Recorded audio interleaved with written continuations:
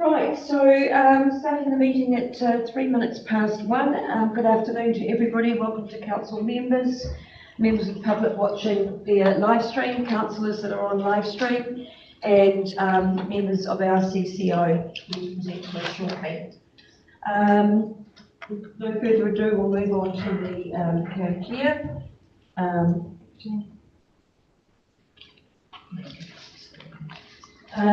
Kia ora, te marino, kia whakapapa puna te moana.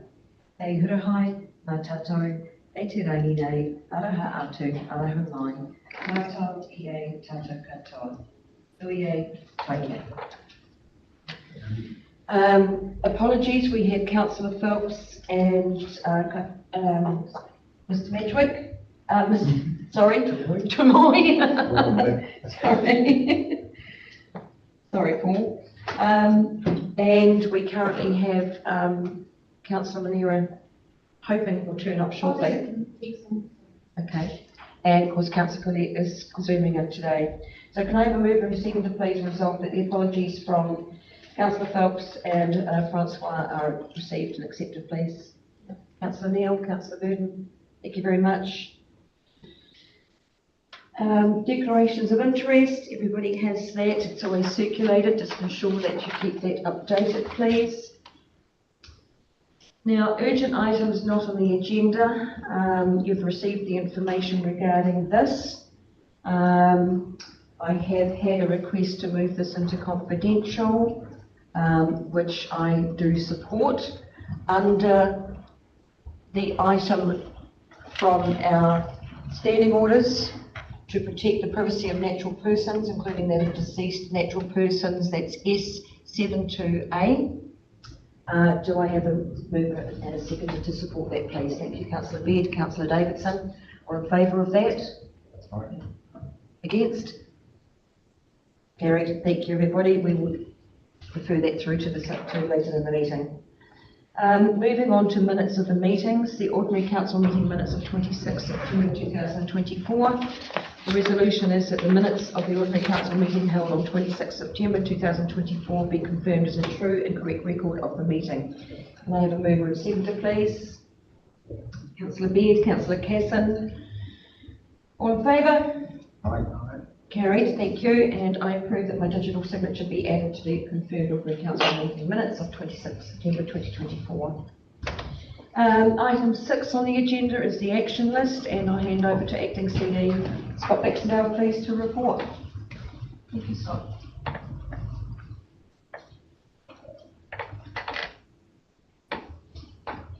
Good afternoon, Your Worship, councillors. Item 1, Paki Waitara building.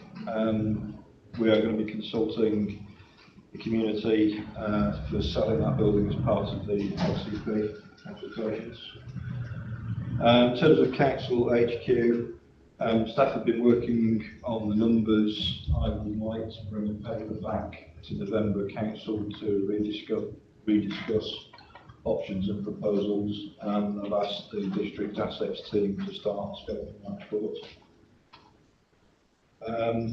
Item 2 on the Hokitika Gorge Bridge, I've just got some further updates for council. The contractor has been delayed by a bridge construction in Fiordland due to unseasonal snowfall.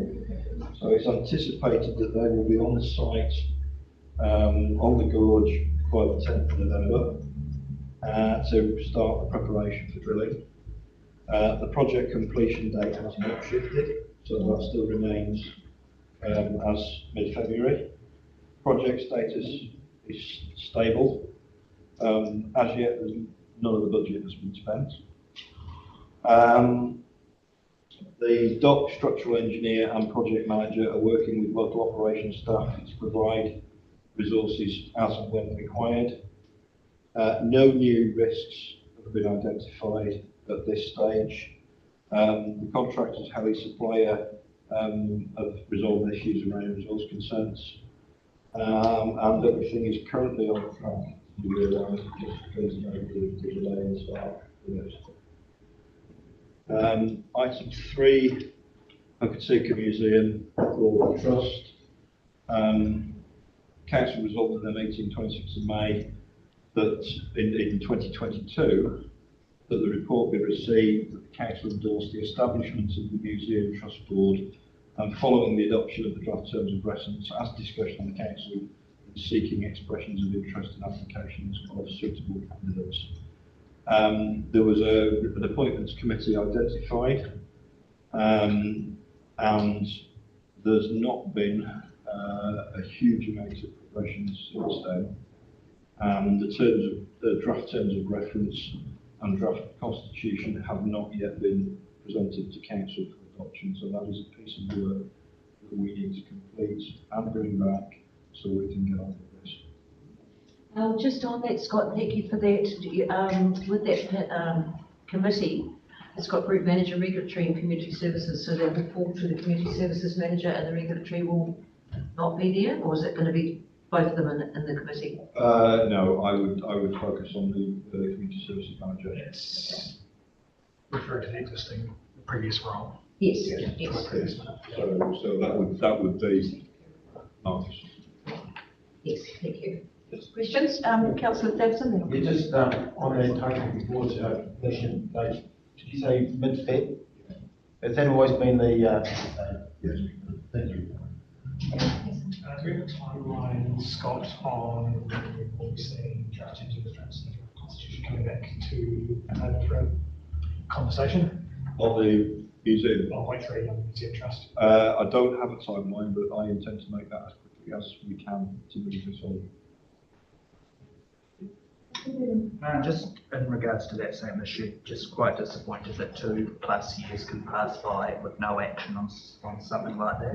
Missed opportunities for funding, for the museum redevelopment, all sorts of missed opportunities there in my opinion. So it's a real shame that that hasn't progressed, but good to hear that it will. Noted, apologies tendered. Just moving on to point 4 of that report, Scott, which you haven't touched on, Department of Conservation. So how are we going to manage the fact that they're removing those rubbish receptacles and that's going to fall on us as a cost? We need to be having a conversation with DOC. They were originally anticipating coming to council today to talk to this matter.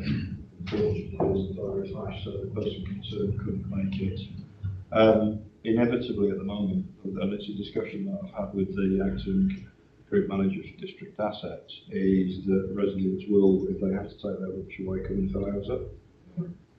I don't know what scope we've got to go back to DOC and challenge them on this. I suspect not much.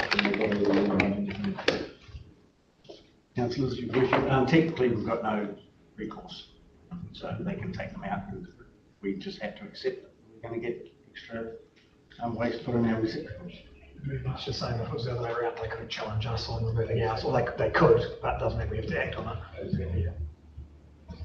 So what does that sort of roughly going to look like on, it's going to mean there's a greater issue which is going to have to be covered by us as a cost, so. We'll be, through the chair, we'll be managing the collation of weight difference. Obviously over the next probably year, 18 months to see what actually happens. But it'd be interesting to know what that looks like as far as further conversations with DOC in the future.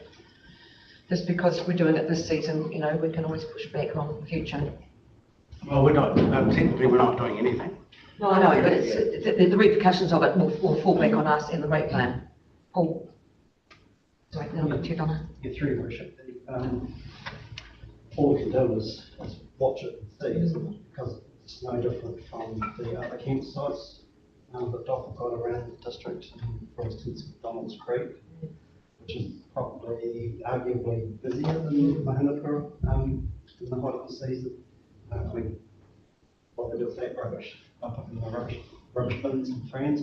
So you just have to wait and see how it pans out. I wouldn't push the panic button just yet. Just hope that kingdom of responsibility kicks in. Yeah.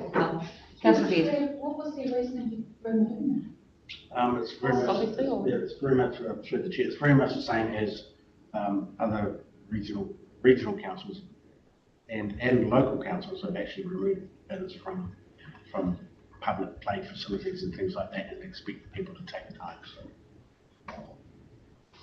Cost. Yeah. Cost and the encouragement of fly tipping and other issues, isn't it? Okay. Councillor Keeson.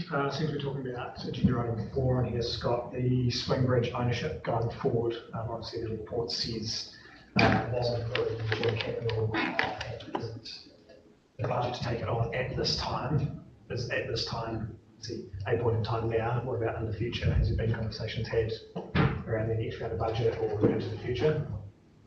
At this time, kind of keeps moving.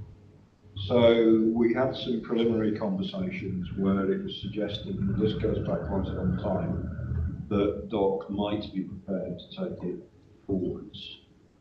We had a conversation with DOC about 8 or 9 months ago, saying, how is this progressing, when are you going to take it on? And that turned into, we've not done our budget conversation yet, and we've not got the meeting until June. Well, we've now had the meeting in June, and the answer is no. So they've not completely closed the door on it, and we can keep revisiting it at the time. But where they're sat with it financially is, I think that they've got an understanding that they're going to have to put some funds aside for depreciating the asset over time. And my suspicion is that is why that they're being a bit reluctant to take matters forward. We can write back to them, carry on the conversation, but I don't believe there's anything we can do to compel them to take it. And if you go back even further, when we had the old bridge, they said, oh no, we're not going to take the asset because it's a liability and we don't want to have to put provision in to replace it. Let's do a new one and revisit it later. Well, we're doing a new one. So I can't give a definitive answer as to, I mean, they've not come back and said never, never, never. So the door is just slightly ajar. But my suggestion is that we don't get our hopes on too much on this. Can we go back to them to see if in the next round of budgets it's going to be put forward, at least that we have a... Yes, we can. Is it in their thinking or is it out of their thinking, and that will give us a more definitive answer than... We will do that, and we will go back and say, can you reconsider it next year? That's absolutely not a problem whatsoever. And I guess the answer gives us a fairly clear steer on where it may or may not land. Thank you. Just through the chair, sorry. The departments, they look after all the other structures out there on that track, and they look after the track. And it just makes sense that they look after the whole track and structures out there. So I would suggest to write back and suggest that they do. Yes, yes, yeah, and we'll continue to do so. Councillor Bevan. Through the chair, Scott, just in the meantime then, do we need to do some work about depreciating the asset and repairs and maintenance budgets and things like that, because we never intended really owning it?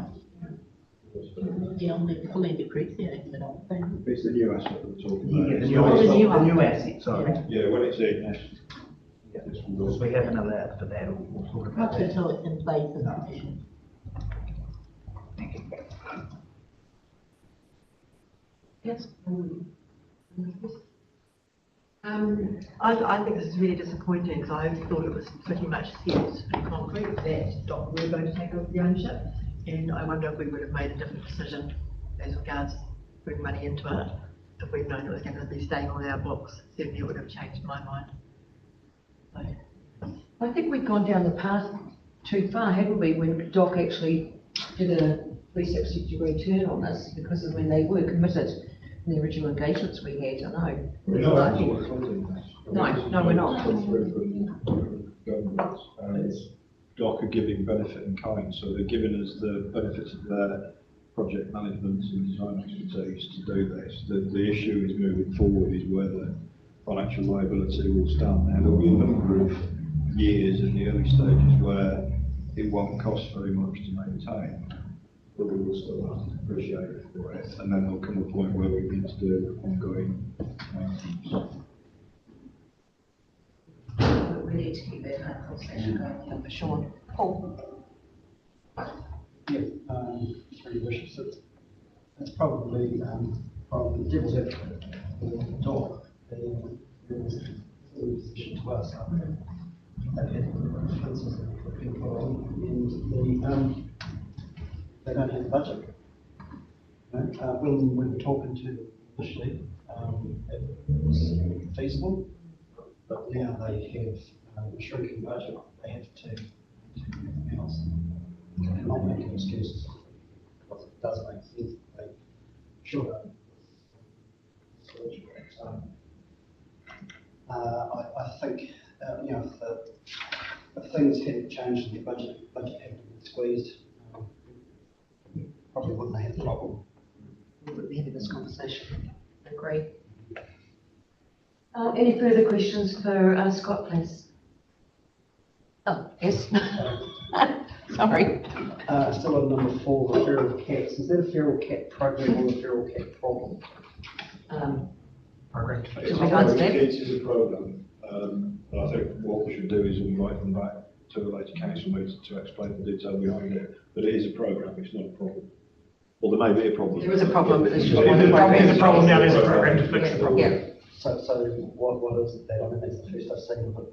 They're doing it, I can answer that if you like, Scott. Yeah. They're doing programs in other areas where feral cats, and I'm not talking urban, I'm talking in the wild, are being eradication programs or management programs, because they are an issue. Right. Okay, so through your worship, is this the eradication of feral cats in the wild by the way of 1080-based No. sausages? No, it's not. Please No, it's do. not. Because No, it definitely I isn't. would be vehemently opposed Yeah. if that were the No, case. no, it's not. The amount of cats that are being disposed of out in the wild Yeah. is increasing, and it's becoming an increasing problem for them to manage as far as pest control, etc. as well. You think the cats have managed that, but the cats are breeding prolifically too, and then, yeah. So they've got programs that they've implemented around different areas in the country, and I was led to believe that they were looking at or considering doing it here, but they haven't committed to that at this stage. So through your worship, we're talking humane. Yes, we certainly are. So definitely not the mass poisoning. No, Okay. no, categorically not. I just tracking on the right, that's great. Yes, no, it is. Yeah. Right. Anything further for Scott? Okay, so the resolution is that the updated action list from the Chief Executive be received. I'd move and seconder, please. Councillor Davidson, Councillor Neil, all in favour? All right. Carried, thank you. Thanks, Scott. We will move on to the presentations, and the first one we have is Destination Westlands Annual Report. And with that, we welcome, I've got down Mary Louise as presenting, but you're both going to be there? We are indeed. And welcome, ladies. Katoa katoa, thank you so much. Thanks for having Melanie here this afternoon. Lucky are we? Yeah, sorry, Melanie here this afternoon. So I understand that this has actually, the presentation's been sent out to everyone already, so you've all had a wee look through it. So we will have a wee discussion through it, and then if we keep the questions till the end, we appreciate it. Thank you. Sorry. Thank you. So our board hasn't changed as such. Chris is still our chair, and apologies from him this afternoon that he's unable to get to the coast. Same with Peter Goldie. So hence you have me standing in front of you today. Rightio. So obviously we had an opportunity this year to look at the rebalance of our strategic focus for the Destination Westland. We had the review go on, so we thought, okay, we'll get in there and we will rebalance everything. So key focuses this year, well, moving forward, we're going to be striking a balance between investing in our capital upkeep and improve our assets and produce long-term profitable operational results. And then we have the three pillars that come in underneath that, managing our core infrastructure, leveraging our assets and attracting investment. I guess one of the things that we probably want to really stress is that these are long-term profitable operational results that we're looking for. Some of these things that we're doing aren't going to be short-term, so they're sort of the long-term gains that we're looking for. And key financial results. So this is an extract from our annual report. So we will get the opportunity to look at this at our AGM that's coming up in approximately a month's time. But just high level stuff, our revenue has obviously been on the improve and our expenses have come back from last year, which we're pleasantly, not pleasantly surprised, but we're very pleased with our surplus this year compared with last year's. So it was above what we've been taking the previous financial year, so we've been happy with that. And then we have our balance sheet. Probably main differences there is that you may see that the working capital has a deficit on it. That's purely around the movement of some of our term funding into expiring fixed rates over the next 12 months. So there's no concern in that area. It's just that's just to do with the term funding. Our non-financial results, once again, pleased with those. So we've managed to achieve them all, except for our employee satisfaction. And I guess that probably stands to reason to what's happened over the last 12 months with the review. So it has been an unsettling time for Mel and team. So we can understand that potentially it's come through in the employee satisfaction.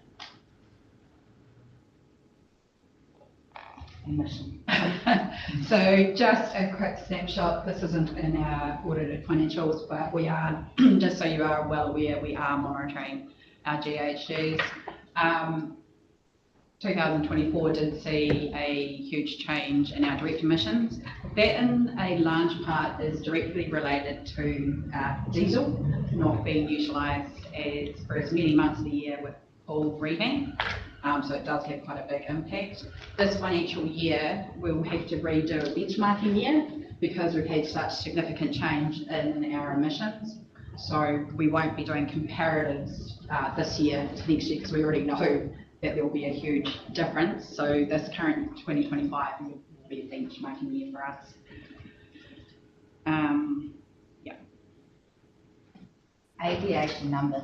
So again, really pleased with this increase. Feeling much better about the space now. Lots more people coming through. Still probably not quite at our 2019 figures. However, yeah, we're really pleased with it. I guess moving forward, the weather is still going to have a contribution on the Glacier helicopter side of things with that country. So we will see how we go, but been great. I'd be expecting that to reverse those lines by the time we get to February, March. You meaning Glacier country specifically? Mm. Yeah, the issue is we have the number of visitors there. The operators have these forward bookings, and then the weather comes in and they can't go up. So that continues to be the number of flying days that we're seeing has drastically reduced. Whereas previously, when we were in lockdown and that time, we had this amazing weather and more flying days, but we're just seeing the reverse of that at the moment. So it is out of everyone's control. So, but this summer, as we are aware, is the other system, so weather system. So hopefully that will see more, increase there. And wild food. So pretty excited about this year. Obviously, we've got some pretty good bands coming through. And I'm picking the people out there are thinking the same because our ticket sales are double. Yeah, they're double what they were same time last year. So it's all getting along quite nicely. And there's we're having some other wins as well with Wild Foods as far as securing I'm not too sure if we're allowed to say it. Securing in the alcohol. No, I can't talk about that yet. Haven't signed anything. But yes, we are having some other wins in behind, which is good. So it's 35 years. 35 years for the Wild Foods this year coming, so which is pretty impressive, and I'm hoping that everyone will be there. We'll get full support from them. And just to add on to that, we've got a fantastic partnership this year with Radio Hauraki and the Hauraki team. So they are a really good fit for Wild Foods, bringing that little bit alternative, daring type factor to it. So we're looking forward to that.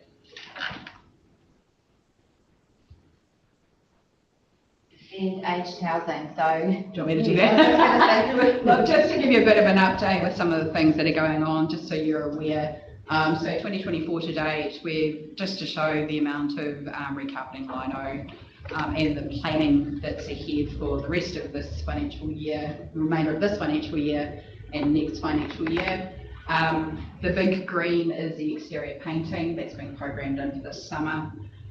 So not all of our units, because some of our units don't require painting, like ones that are corrugated iron and our new ones. But yeah, so you will see that happening over the next few weeks, months. We're happy with that, Sure. unless anyone does, have any questions for us today? Councillor Keeson. Probably one more link to the statement of intent for next year, but just looking at slide 6, the non-financial goals, do we think they are all ambitious enough? So our statement of intent sets this year's financials, which was signed off in June of this year. So any changes to that, we'll be looking at feedback when we put our draft through for the next lot. Correct. And you are open to make those goals? Oh, absolutely, yeah. Cool. Some of those also depend where things end up as well. I mean, we work the festival, for example, that may or may not still sit with us, so, yeah. Yeah, I guess looking at aged housing at a less than 90%, but there's a wait list of 50 or 60 people, am I right? Like, yeah, no less than 90%. Yeah. So it's that whole thing of, it could be time out of action as well. So the way that's actually noted is if a unit, for example, is out of action for 3 months, that weights on your percentage. So that's, yeah, but absolutely. But there will be downtimes when we have people move out, from when they move out and the time we can actually put someone else in, if we're recarpeting and lino and any other things that need to be done in that space. But yeah, absolutely. Councillor Gillette. Oh, you're on mute. Councillor. I've unmuted. Through the chair, Mel, can you tell us how far away we are from getting the eligibility criteria set up for the pensioner housing?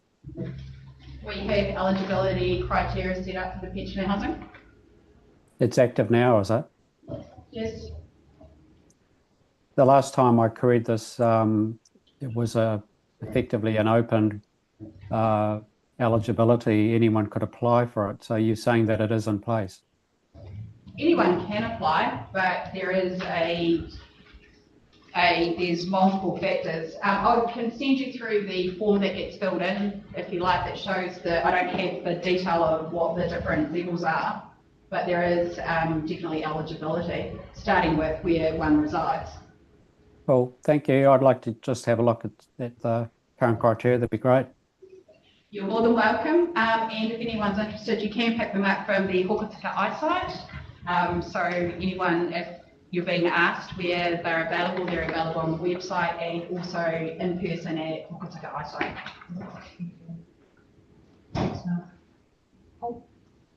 Through your worship, one question very tame. You sure? Yeah. I mean, but now that the CCO review is out of the way, when we look at renaming, because it's such a misnomer. Yes. And no one knows what exactly that means, and I know it's a minor thing, but so it's also. You are 100% where we are. When people hear the name Destination Westland, they think we're an RTO. We are not a regional tourism organisation. We are a CCO that its main purpose, looking at our current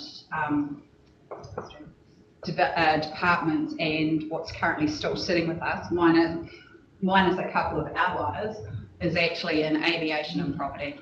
And that is where we currently sit. So I would welcome, please. Yeah, I have raised it for a number of years. Yeah. So, through your worship, how do we progress that? Do you come back with us with suggestions, or do we workshop it? How do we get that? We're quite okay with it. Maybe we go to our team to start with and do our things and come back to you. Yeah, absolutely. And it's good to have that, because it's timely to do it, as Paul said, with the review being done, let's get those changes made and get it onto a proper stage name going forwards, because it is, yeah. We would welcome that. Good. Yeah. Excellent, thank you for that. Any further questions for the ladies? No? Thank you very much to both of you for that. It was fabulous. Can I remove a seconder, please, and resolve that we receive the report from Destination Westland? Councillor Neil, Councillor Burden, all in favour? Thank you, carried. Thanks, ladies. Thank you. And from there, we move on to West Roads annual report, and welcome Mark as Chair of West Roads, and Rob and Graham. I know Rob's going to sit there and watch you two do it. Welcome, guys, anyway. The floor's all yours. Thank you. I believe the annual report's been circulated electronically. Hard copies, we'll distribute those at the AGM in a month or so. I'll take the document as really commentary to it in regards to key points through the year, and then welcome questions. So, at $25 million, revenue was $6 million down on the 2023 financial year. Three main factors for this were the loss of the Grey District Council road maintenance contract, government change and funding uncertainties around local council through waters replacement programs, and Westland District Council reducing its roading maintenance budget by 1/3. Enhanced job margins reflecting solid job management combined with reduced depreciation, administration and finance costs compared to 2023 led to an improved gross profit and total profit percentage return against revenue, with profit before income tax for the period finishing at $613,000. Our ongoing commitment to debt reduction has led to a $1.5 million decrease in loans and borrowings, as summarised in Note 11 of the document. The profit result, combined with strong cash management, has seen a slight increase in total equity and an improvement in the assets to equity ratio from 55% in 2023 to 63% in 2024, providing strengthened liquidity management. For health and safety, the total recordable injury frequency rate reduced by 73% from 1.5 to 0.4. We continue to raise our standards in this area, and have the Chief Executive of the Business Leaders Health and Safety Forum attending West Roads board meeting this month to share insights on industry changes and best practices. We invested over $240,000 in training and upskilling our people in 2024. The final highlight to close out the financial year was winning the Grey District Council utilities contract. The first 6 months, as previously presented on, were tough. The second 6 months, as forecast at the 6-monthly update, had their own challenges, but were considerably more positive. We're now 3 months into the 2025 year, and the outlook for 2024-25 is promising. However, the year will still present challenges in our industry, as it is experiencing a major market downturn. The Westland branch has made a strong start to the financial year, thanks to good performances on our 2 roading maintenance contracts. Westland District Council utilities and Parks and Reserves maintenance contracts are expected to perform to budget. The Greymouth branch has been revitalised by re-winning the Grey District Council utilities maintenance contract, which has significantly boosted employee morale. We will also focus on increasing our market share in the district and enhancing overall profitability. Christchurch branch, Trenching Dynamics, has had a good start to the financial year, a strong volume of forward work, well ahead of where we were at this time last year. We're continuing to diversify our client base and work types to reduce the risk of gaps in our forward work program. We extend our gratitude to all West Roads staff for their hard work on many challenging projects in all weather conditions. Thanks also to the senior management team for their efforts last year in progressing and implementing the company strategy in a challenging market. There is more work to do. Finally, thanks to the Westland District Council Mayor, councillors and officers for their support and challenge over last year, and we look forward to engaging more in the year ahead. Questions, please. Okay. Exceptionally trivial, top of page 16 of your report, donations, $6,963, obviously a drop in the bucket of your annual turnover. Is that cash or is that time given in lieu of like the sport of Hokitika Touch Rugby or other things like that, or? Sort of the latter. the use of the van, school groups and sports groups and so, mowing sports fields. Small amounts. Thank you. With Trenching Dynamics in Christchurch, is the slowness of Water Done Well getting a strong footing? Is that sort of delaying the ability of contracts, etc., for that market?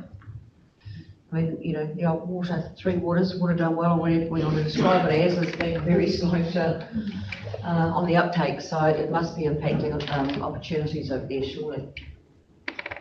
The negative way. Well, the market's average at best, and it comes in waves. So, I think after the change in government, and it was going to be a long process and review, the council's gone and released a fair bit more work. That's certainly benefited with the market. It's challenging. A lot of people are short of work at the moment, and tender margins are dropping. I think that's a consequence of the market rather than what we've done well in the situation at the moment. But I think it's plainly as well as mine. Yes, because there's an awful lot holding back because there is no plan in place as such. So there's got to be some more work come on at some stage, I would think. We hope so. Yeah. And we're fortunate that we have got a strong forward workload at the moment. So.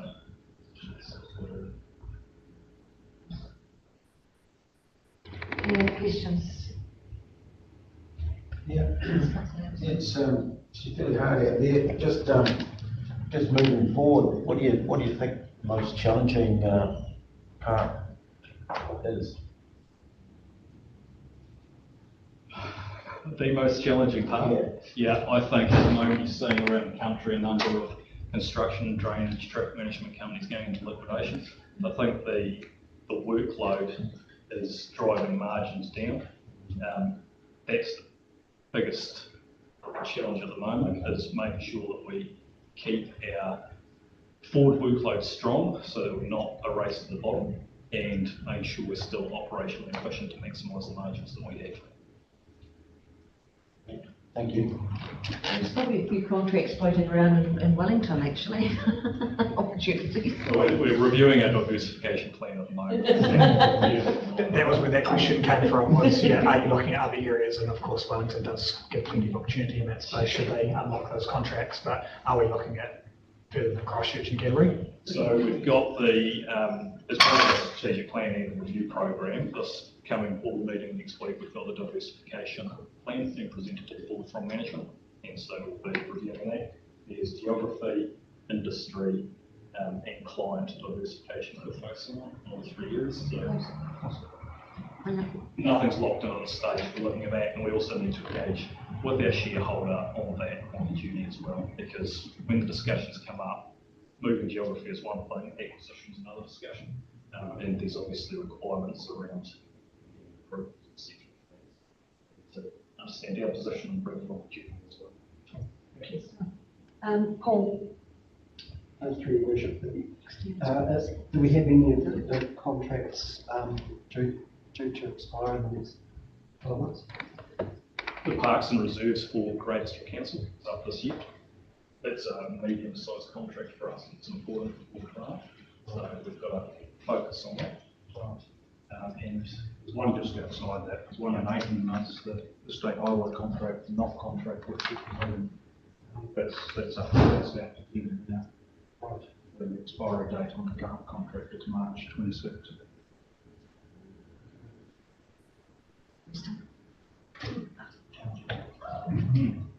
Sharp pencil. Not too sharp. Anyway, the balance, fine line. Yeah.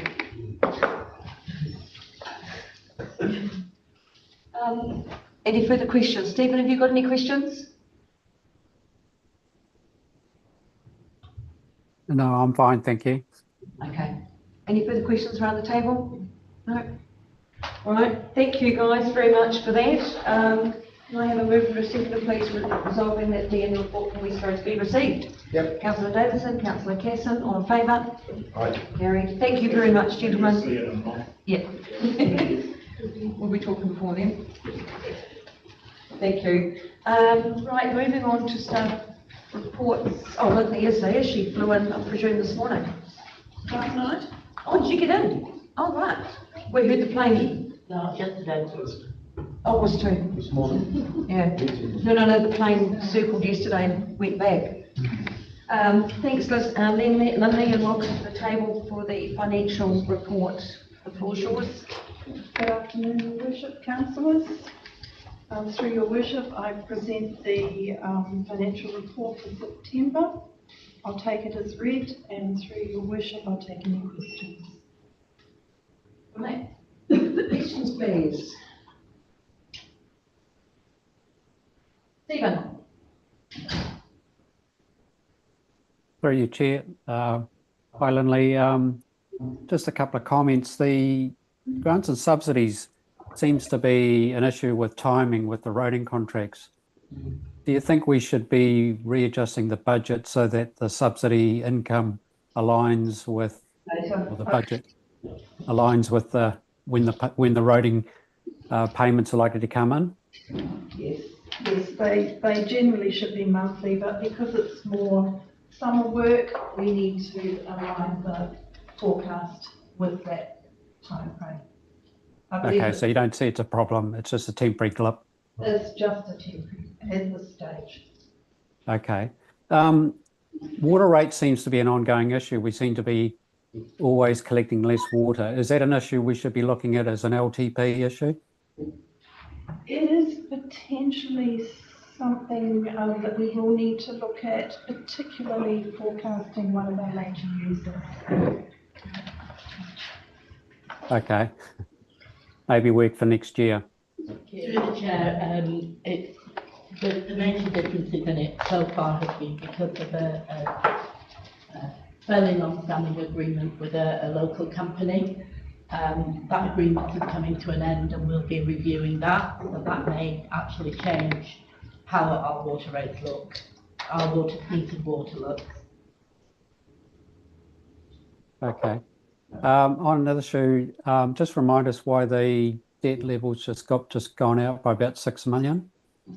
The CCO, we now borrow for the CCO. Oh, right. Okay. Thank you. Because of holdings going. Yep. Thank you very much. Thanks, Stephen. Councillor Blair. Councillor Casson. Just on the back of the first point Stephen raised around that 2.73 million, which is over 90% of our variance against income currently, is there a way we can cash flow that throughout the year, given that most of our reseal and major works happen in the summer months, so we're not looking down the barrel of a 28% revenue reduction against budget going forward? Because let's be fair, if you look at the front page of it, it's not a good look, but that answers the question for all but about $150,000 of that variance. Yes, it does. At the same time, we also have to look at the expenditure at the same time as the grant. So we need to make certain that that matches at the same time. But it's definitely an area we can look into, is getting that spread of the budget more in line with our actual revenue and expenditure as we expect it to be.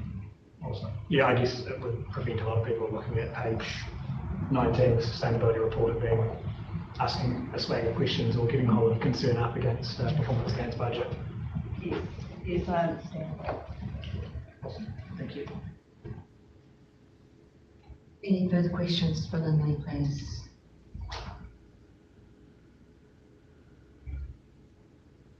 Very quiet. Oh, does it? No. Stephen's happy.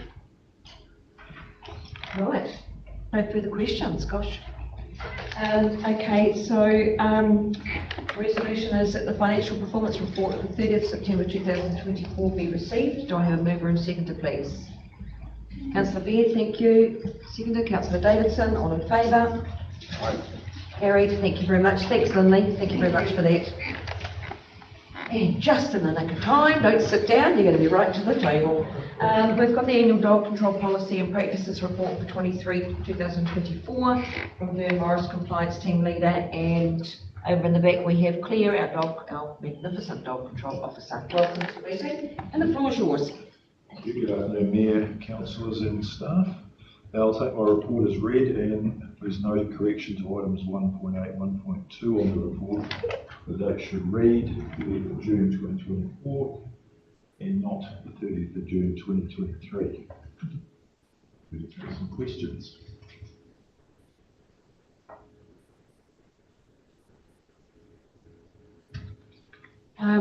Not a question, but more great report.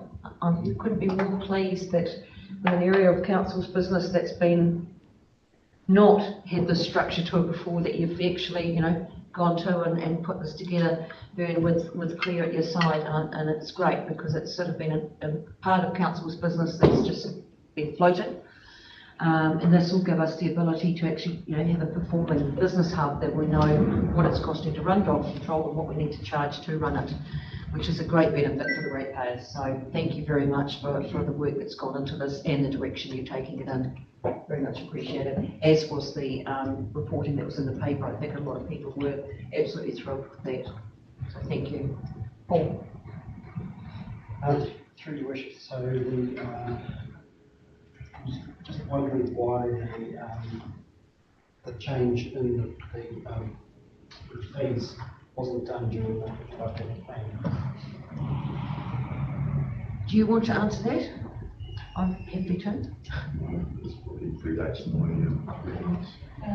Leslie or Scott, do you want to answer? Sorry?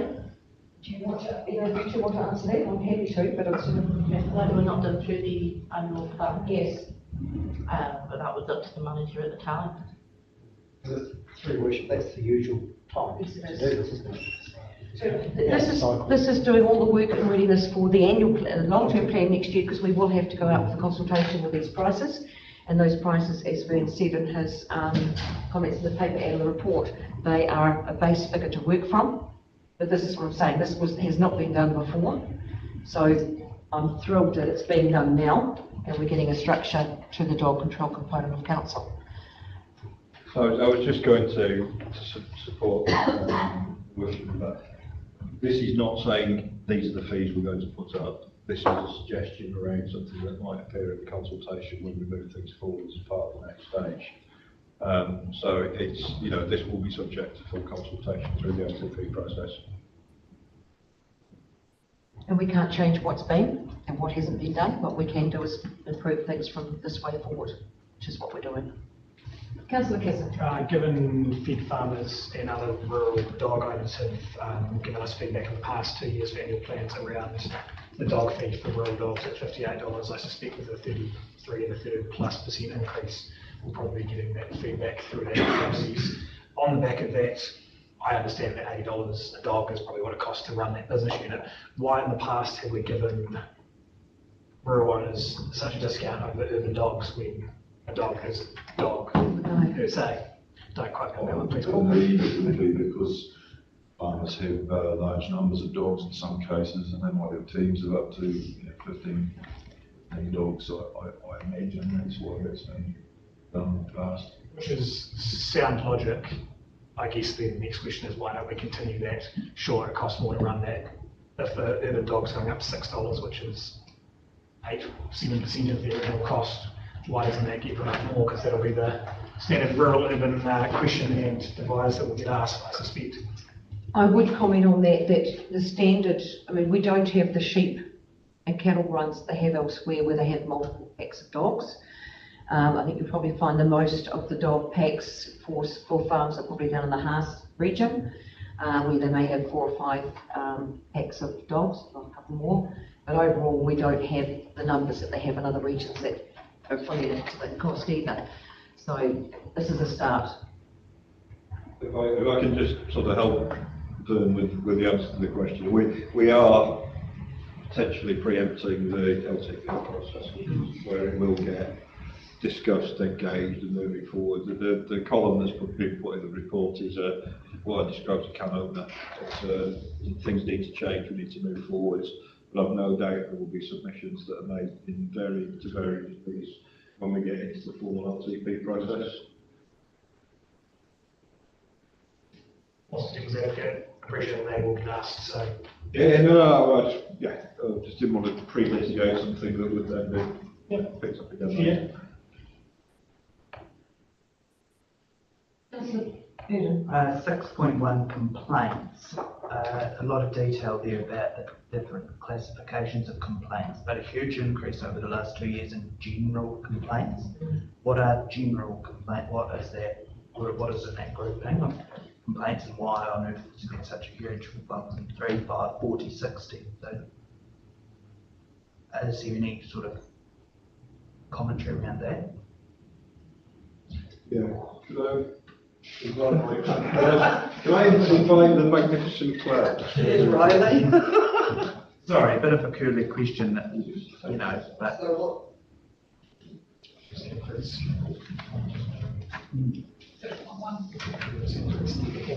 It's referring to the general increase in numbers of complaints, Claire, that's over and above barking and welfare.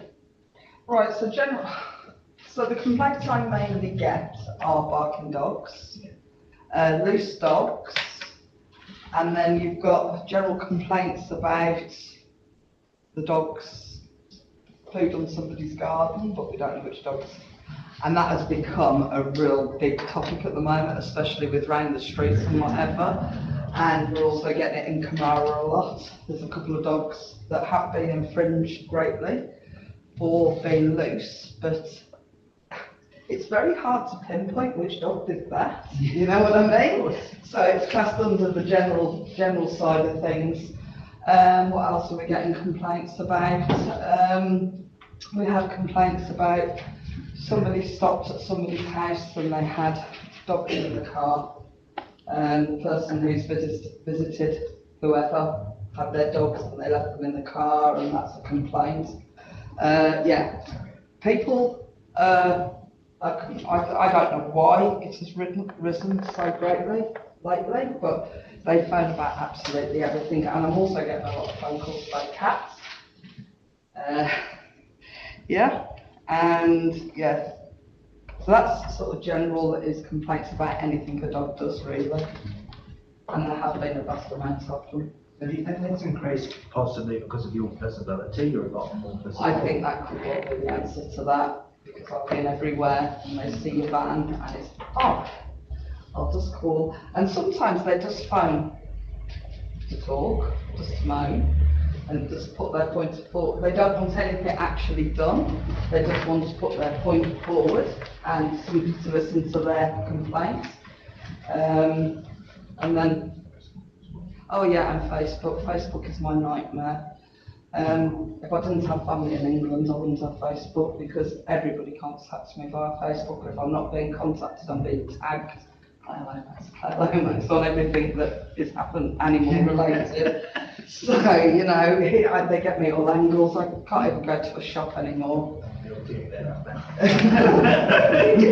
the other day, yeah. But I don't mind, like that sort of thing, because that was a loose dog. But yeah, I do get tagged in absolutely everything.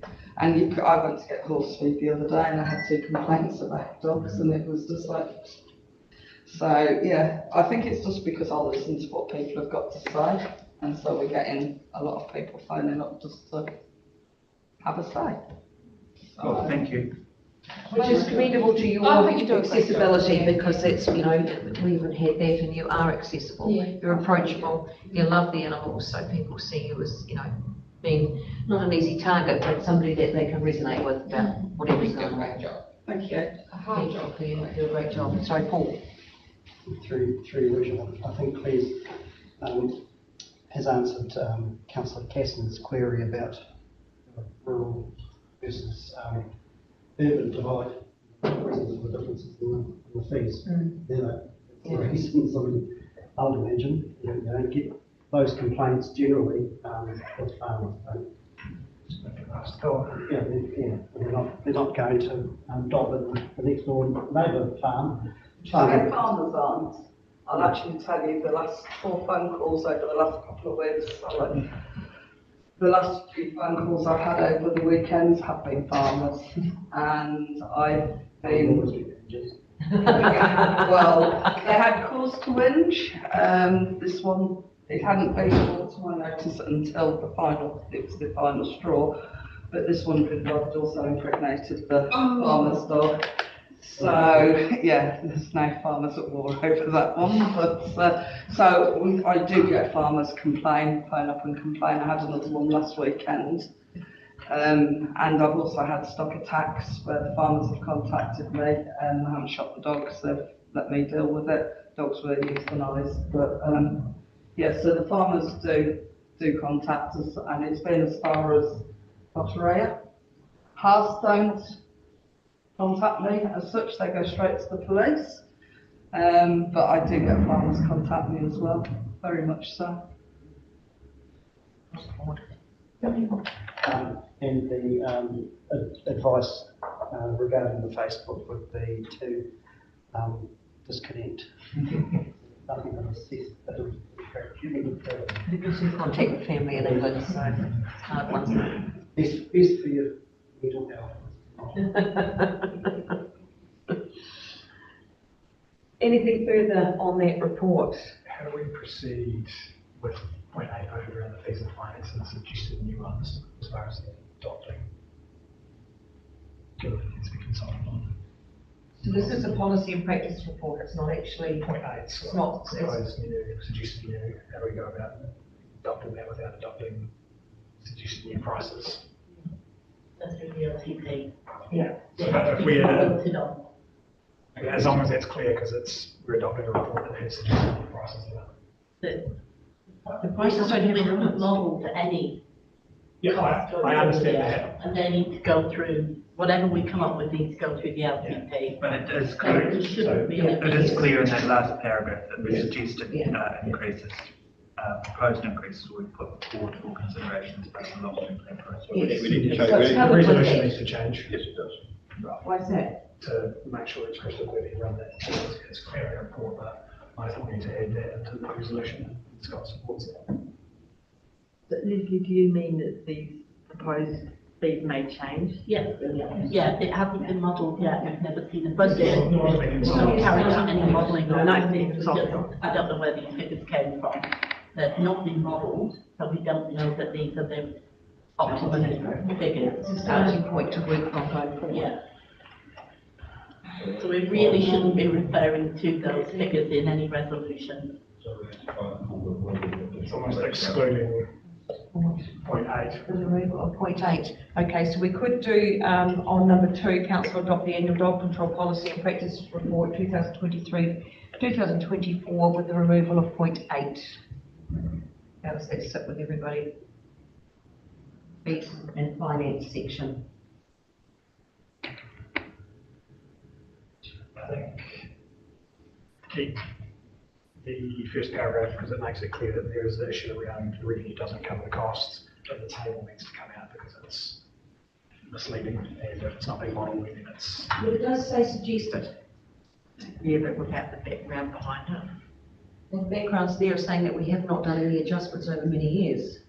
But without the full background and justification that is. But I think simply removing the table does that because it says that fees will go forward for consideration as part of the long-term plan. Remove paragraph 2 and the table is clean. And then I'm happy to move that. So 8 with the table. With paragraph 2 and the table removed.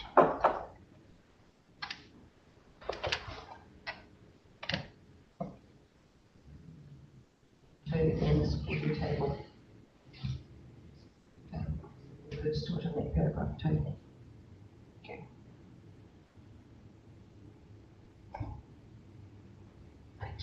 Okay, so the amendment is council adopt the annual dog control policy and practices report 2023-2024 with the removal of paragraph 2 and the supporting table on point 8.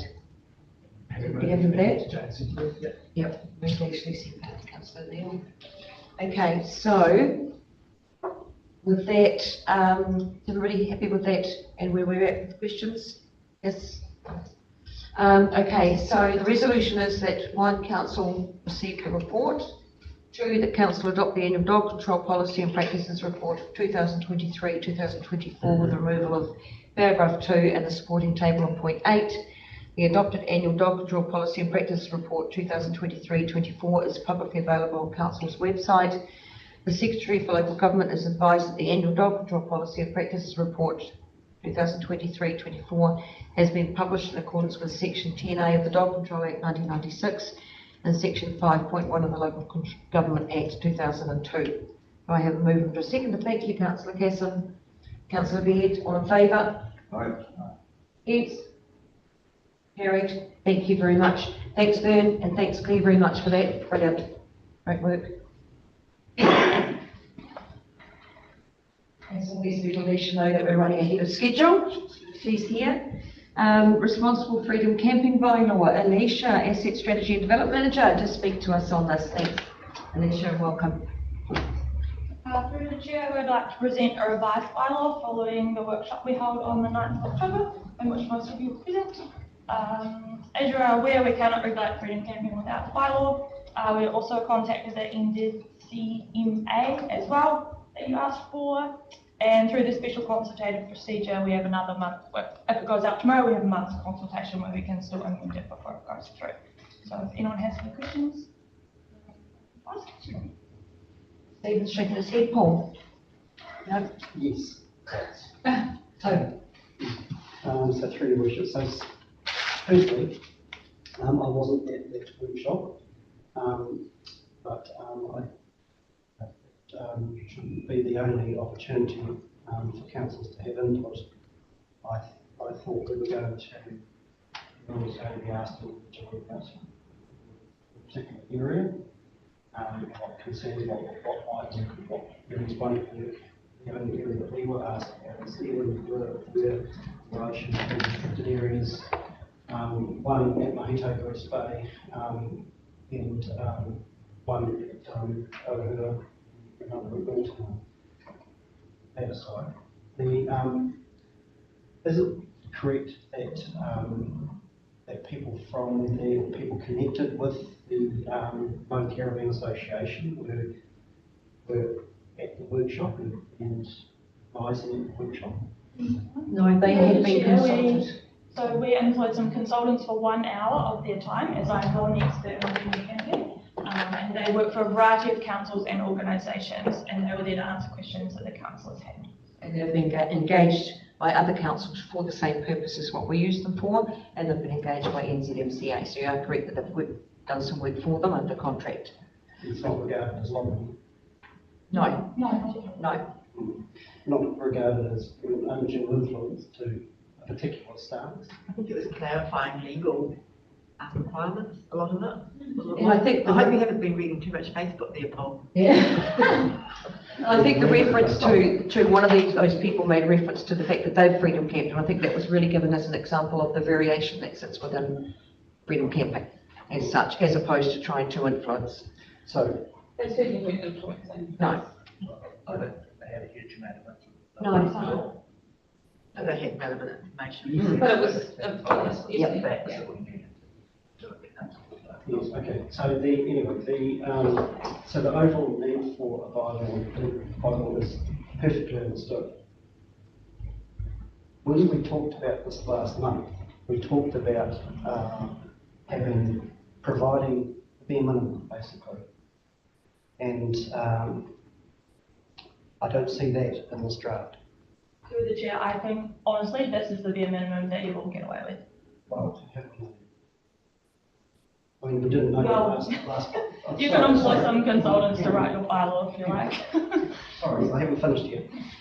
But through your worship, last month it was pretty much agreed around the table that was the starting point, was that that we would have like a blanket of no freedom camping. Given that there's no support out there, there's no funding support for us. If there were funding support, that would be a different matter.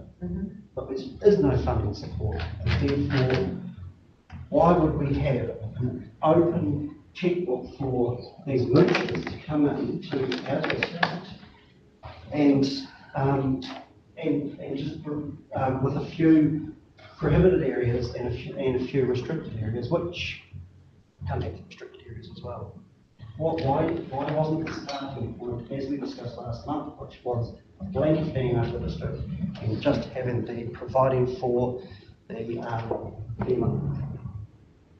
You can. Well, there was a very comprehensive discussion at the workshop that was held on this, and part of that discussion explored the legal case law position that's happening in the country and recent actions that have been taken against other councils that had taken a blanket ban approach to this.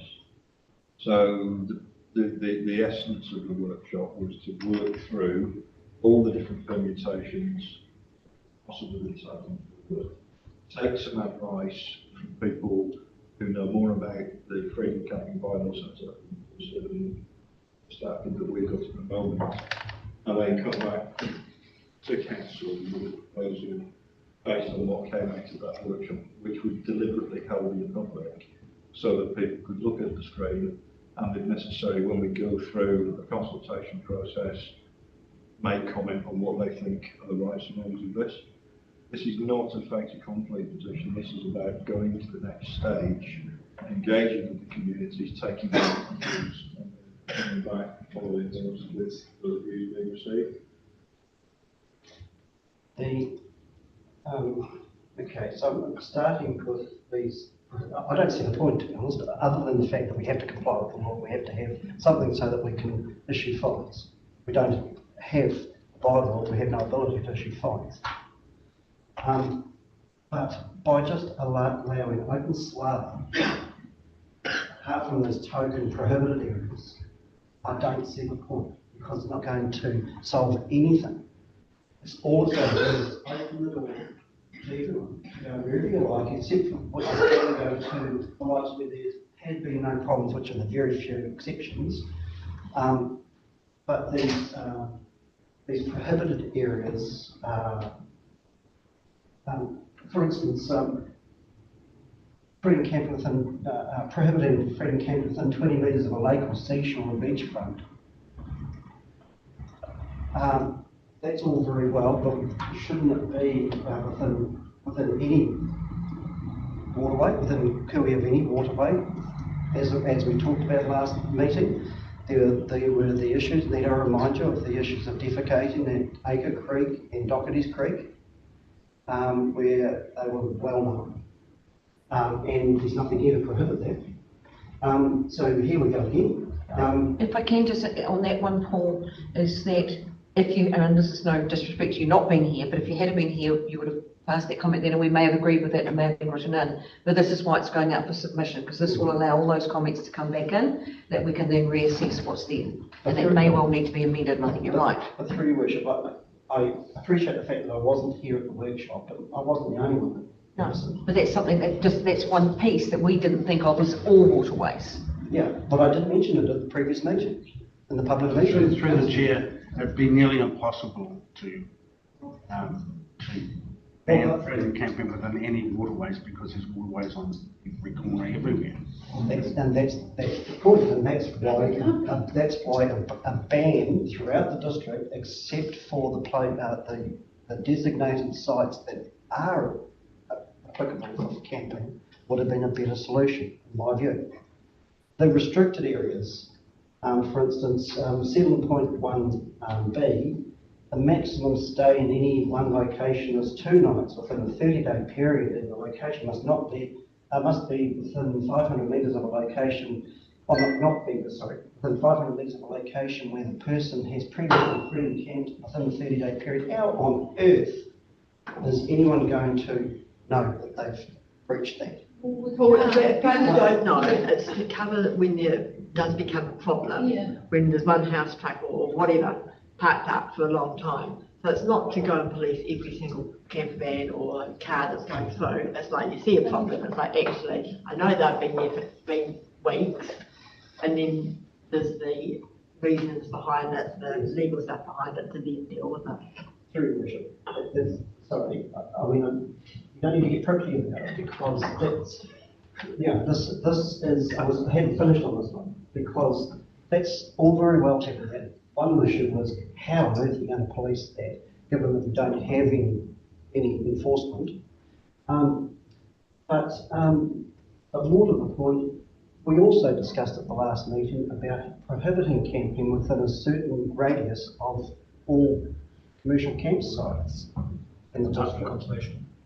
and Department of Conservation, and that doesn't feature in here either. Yet we've got this one over here that, clause 7.1b, and it just, I don't get it. Further, we're also, the prohibited areas are insufficient, in my view. And the few that are named on there, doesn't, for instance, have, and we weren't asked this question because I thought we were going to be asked individually, what wasn't dependent on your attendance at the workshop. But for areas within your part of the district or area concerned, I thought we were going to be asked generally about what areas to exclude, and among them was Hunts Beach. And Hunts Beach ain't here, and there are others. And I understand, this is going out for public, etc., but these are issues that were all raised at last meeting. And they're just not reflected here. Just through the chair, just back to the first question that you asked for. And I don't think you had a chance to answer it. The bare minimum sites, what are they based on? So there's no, sorry, through the chair, so under the legislation, there's no bare minimum rules, so we can't say this is going to go through or this is not. But as Scott said, under the recent case law, we can see what is working and what is not working. So all of the sites are based on a site assessment based on the 3 criteria that we went through in the workshop, and therefore you have to assess whether they are appropriate for freedom camping or not. And that's what we've done as per the legislation, and that's what we've come up with. And we have addressed lots of the questions that you had in the last council meeting. We did the GIS maps or the 5 kilometre radius of all the campgrounds and everything. We can share all that information with you if you want. And this is the best approach that I can come up with that I think will A, satisfy the legislation, and B, satisfy what you guys need.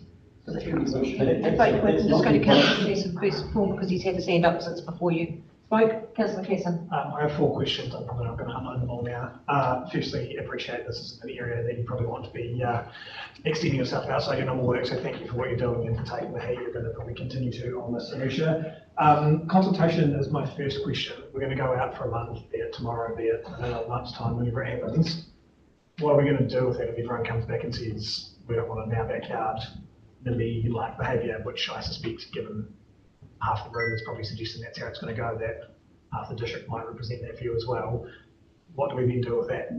Yeah, so through the chair, so if they have to provide evidence, so we can't have people saying, no, we don't want this. They have to provide evidence of why they don't want it and what's happened in the past, and all that stuff has to be documented. So, and if any change to happen through the consultation period, they would need to be directing the score of any one site to 8 or 9 on that scale. Is that the... Yes, yeah, and otherwise that would get challenged by anyone, or could get challenged by anyone. I suspect we probably want to make that quite clear in our communication around that, not to try and prejudice a result, but simply yes or no, or we don't want it in our district because it works on toilets and these things isn't going to work. Second question, there's mention of district plans as levers to be pulled on TTPP as a half an active version of that. Are there any bits and pieces in those two that can be utilised to give better coverage or support? Okay. We come to the point of bylaw, reserve management plan, or several other options we can use as levers. Can we combine more than one? As a bylaw and reserve management plan as an option, or can we only utilise one lever? Through the chair, yeah, so we can only use one, but in our reserve management plans we can stipulate whether we want camping on our reserves or not, but we can't actually do much to follow up, so that's why you would have a bylaw in place. And the point Paul made earlier around that, the bylaw is great because we need to have one to support the areas that don't have it, but the enforcement or lack thereof is, and I guess the proof in the pudding when rubber hits the road. The other question Paul has sort of raised but hasn't quite got the around restricted prohibited areas. I missed the second half of that workshop, which was where site by site was going through. I missed the one probably more on my page. Kakapatahi, French have passed a specific area restrictions versus whatever the other words is, prohibited areas. Why, I guess, is the question there, and I suspect it's a similar question from So through the chair, again, it comes back to having a proportion of sites allocated throughout the district. So we can't just cut off the whole of South Westland. That's just not going to fly. So we try to spread the things out and again choose the ones under those 3 criteria that we're going to have the least harm and the best access and all that sort of stuff. Yeah. Through your worship, with respect, that's not the advice we were given by staff last meeting. Last meeting, we asked specifically, can we have a ban basically over the whole of the district and have the minimum, which is to provide for camping in certain areas where it is wanted, such as Woodstock Domain, Paranga, etc., etc. And the answer from staff then was yes. If that's what you want, yes. Now we're told no, that's not possible. And so I don't get it, and I don't accept it, and I hope there is a big public pushback on this, because whilst we're trying to straddle the law on this, at the same time, it's a one-way street. This is all about a free ticket for those, I won't call the names I used last month, but it's a one-way ticket for those travellers. As for the locals, well, suck it up, because we don't want to be challenged on this. This is just this is what you're going to have to do, and nothing you can do about it. I don't accept that, and I don't think the public will either. Well, at the end of the day, it's going to go out for consultation and the public will speak and they will give us some direction and advice on what they would like and what they don't like. So we've had to go out on the board spectrum, we've had to go out and, as Alicia says, it's meeting our bare requirements of what we have to be covering to be legal. So the rest is up to the wider community out there. And I mean, they are talking about it. I was had numerous people speak to me about it when I was in Playset Country last week. And they're thinking seriously about it, because they know what happens if you shut the door on them and say you can't come here. They will go there. They'll go down the dark alleys and down the dark roads and park wherever they want to park.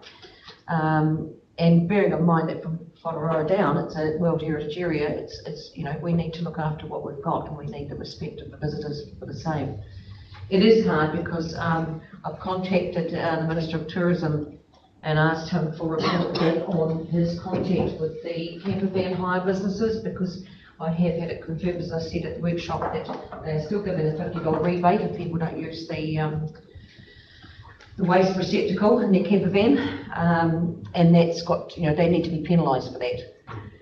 Just a smack on the hand with a wet bus ticket doesn't cut it. So there's a lot of things the government needs to do to support us with this, and one of those will be, it should be, the ability to infringe these people, because then it actually sets a precedent and we can actually manage it. But in the meantime, we do have to be compliant with law. I understand that, Your Worship. Just final thing from me, the bylaw from 2018, where it had restrictions at all those little roads and lanes, etc., heading down towards the beach, but they're not in this one. So potentially, what we've now got is worse than what we had. Some of them are certainly That was not. quite a few. Well, where are they? They were listed in 2018, they're not listed. Well, it's something that we can have a look at and just see because there may be a difference in the narration that actually covers that, whereas it's not individually itemised here. We can look at that. There is a mention talking about that. Was my question to it. We've got that list. 2018. We've got that list of prohibited areas, places in Otira, Hunts Beach, all those places, roads to wherever the road Jane lives on, places like that, that aren't covered under the new bylaw with those red blocks on the map. So I don't know why we'd be saying these have always been prohibited, but now they're not. So it'd be good to get all those included or attach that same list that already exists to the new bylaw and have that included, because I don't know why we'd be going, like Paul says, going backwards. So it's just about how you approach it's about how you write the bylaw. So we can add additional stuff. Obviously, I can't prohibit every road. I can't draw a map around every road. That would take years. But we can add additional roads or additional sites if you want that to be prohibited. But also we can't prohibit too much area. So we've already prohibited all the townships. So we just have to weigh up where the prohibition is more important, if that makes sense. And a lot of these, thanks Alicia, a lot of these are in the townships, Hampden Street, Tudor Street, all these places that are covered by those maps, but there's a number that aren't, like Otera, Hunts Beach, 3 Mile Road access to the beach, 1 mile line, you know, so this list's not huge, it's maybe 15 items long, there's probably 5 of them there that needed to be included in the new bylaw as far as I'm concerned. Through the chair, we can include those. If the document's accepted, we can. It's the other way of going about it, saying it's allowed in X, Y, Z areas and that prohibits the rest of the district, which incorporates those 15 plus every other little side road within our district, which will and always does get utilised for such activities. I just honestly don't think you'll get away with that. Rather than say where you can camp, we have to say where you can't camp to be compliant. Yes, we are going to prohibit the whole district and not allow that many areas. Then we come up back to the challenge of making the evidence-based decisions, which is around protecting the area, protecting the health and safety of people, and protecting the access to the area. So it comes back to we have to allow in a certain amount of places, and we can prohibit in a certain amount of places, but there's a balance that we have to find. So how do they determine it in a World Heritage area? Exactly what I was going to But Whatever South World Heritage Area, so I would think that it would fit a different criteria to here. Yeah, so unfortunately the legislation is not very kind to us. I would think it would be sufficient argument to take a different approach in that area, being that we are protecting that. Perhaps it's something that we can look at. It'd be good to challenge it actually. Good point. But Your Worship, I mean, this is the so-called responsible freedom camping legislation change from the previous government. It just shows how half-assed it is. It's not going to work. Councillor Neil. Couple of things. Well, travellers and locals are often the same people. We have got locals that would freedom camp as they go to Haast, for example. So it's not them and us always. Sometimes they are us. The enforcement options are currently being considered, I think I said, it'd be really good to know some of those before we make any decisions, and that can go out in the consultation document. Is that possible? Cost and how it's going to work. So through the chair, so we presented those at the workshop, and so we kind of need a bylaw in place before we can decide how we want to enforce it. And the enforcement is really up to you guys. I don't know whether you want to consult on that, because that would be down to costings. Like how much people may respond to the consultation, but then responding without knowing that it's going to cost them an extra $1,000 on their rates or whatever. Is that it? They won't have the full picture.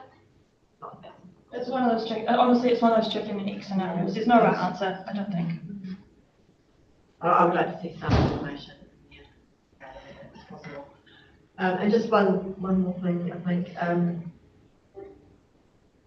Paul, you talked about issues were raised at the previous meeting, and then they're not in here. But there were also other issues raised on the other hand, looking at it from the other point of view, that won't necessarily be in here either. That needs to be a combination of the overall discussion. With respect, Councillor Neil, the consensus around the table is along the lines of what I was relaying. There wasn't a lot of disagreement apart from self. And I represent part of the community. Okay. Yeah. Councillor Burden. Just further to that, I think the agreement around the table was to actually have a workshop and thrash it out, which we did. Yes, we did. And eliminated a number of sites and worked through that, so. Councillor Davison. So we're just talking about Lane, District Council Lane, is that correct? Yes, correct. So if there's like a road reserve that goes onto a coastal reserve, people would be able to camp there. Yeah, so through the chair, so we haven't considered any NZTA land or any Dockland. Yeah, under a bylaw, we do have the option to work with both First Partners, but we've chosen not to. Where's Coastal Land fit into to get a dock? Coastal strip. Sorry, what was the question? Sorry, the coastal strip. Yeah. What is that dock or not? Regional council. So we're not looking at that. It was just a gentle reminder, if we don't have a freedom camping bylaw, we can't control the freedom camping. Well, we've got to have the bylaw. And I think if I can go back to sort of Councillor Neil's comment is, yes, we're not quite clear yet what the enforcement option is going to be, because there has been no money come out of government. So during the workshop we explored a whole range of options that included people in the community, employing a contractor, getting staff to do it, and so on and so forth. But the longer we delay this process of some kind of freedom camping bylaw, the more the things that Paul has been raising will just happen anyway. And I think that's the issue that we just need to. I mean, through the chair, there's options, particularly of rental vehicles that you can go back through the rental companies, same as they do with traffic fines and tolls and other items that get put against that. Possibility you can go back, work back through that way and get it off the travelling people's credit card that they use to purchase their vehicles. You have to have the staff member to do that work. Here's a point. In the report from last year, that 375,000 that was allocated from the government, there was 40,000 allocated for freedom camping bylaw, which obviously was never done.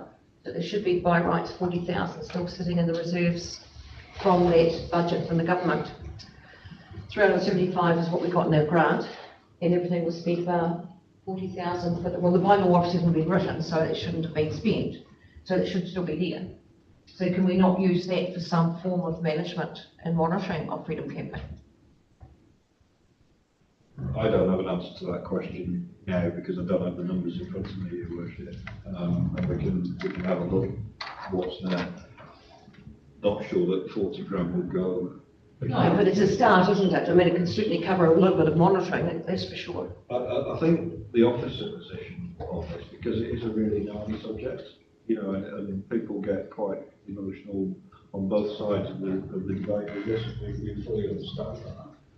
And our position is to do what you want us to do. Yeah. Yep. I think what we're trying to do is give the best advice that we can to avoid a scenario where we get against and to try and make this as fair as practicable. And we can't really do much more than that. I just, with the conversations with the Ministry of Tourism, if I can go forward and say, look, we've got 40k left from last year's allocation that's sitting in the pot that we can put towards managing this, it may be a little bit more leverage to get some form of financial support to managing freedom camping like we've had previously. I think 40k out of the pot of what we paid for people to manage it last year is quite a significant amount. I would need to have a conversation with the Great Orange Corporate Services on the financial side of it and what money is where. I don't have the figures down. If you can, actually, because I mean, there should be 40k sitting there. Yeah, we haven't got that information in front of us right No, now. no, We'll have to come yes, back to you on that. appreciate that. Because, it is good leverage to get input from the government. So we can look at it.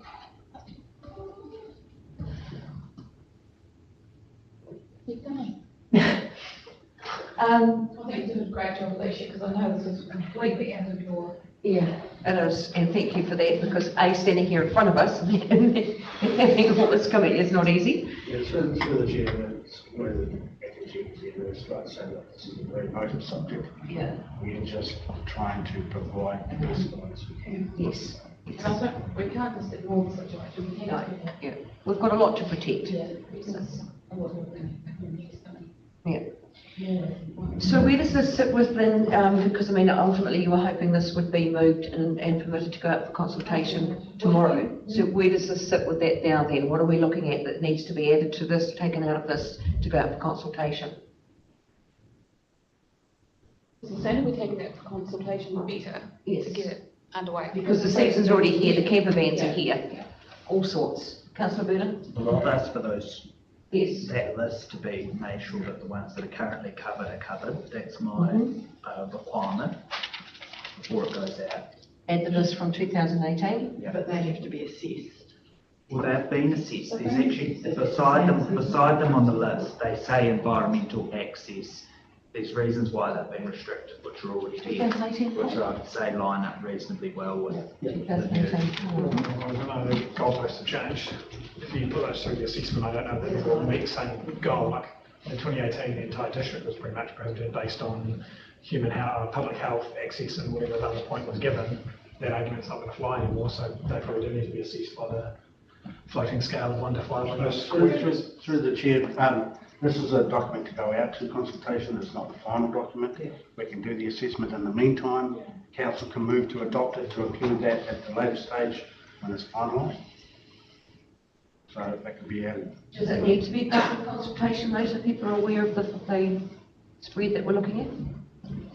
They'll be aware of places in their area that they would like to see included. Yes, yeah, they will, yeah.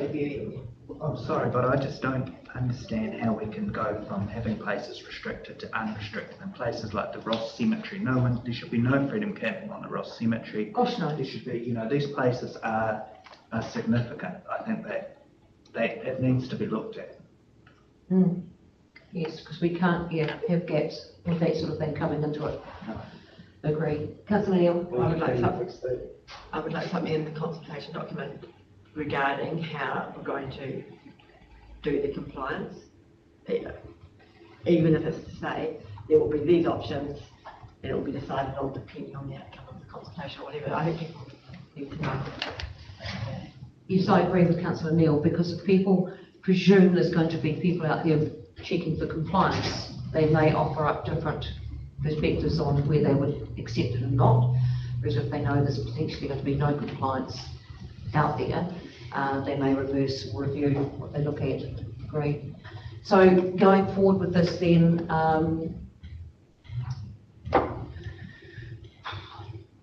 do we need another week to look at that information that was in 2018 and come back to Alicia and Earl with where we're going with this? No, I think Earl's point around that work can be done while this is out for consultation, and that can be added later on as long as the work is done in that time frame and we have that information come back. So the sooner it goes into consultation, the better. Yeah, yes, it is. Agree.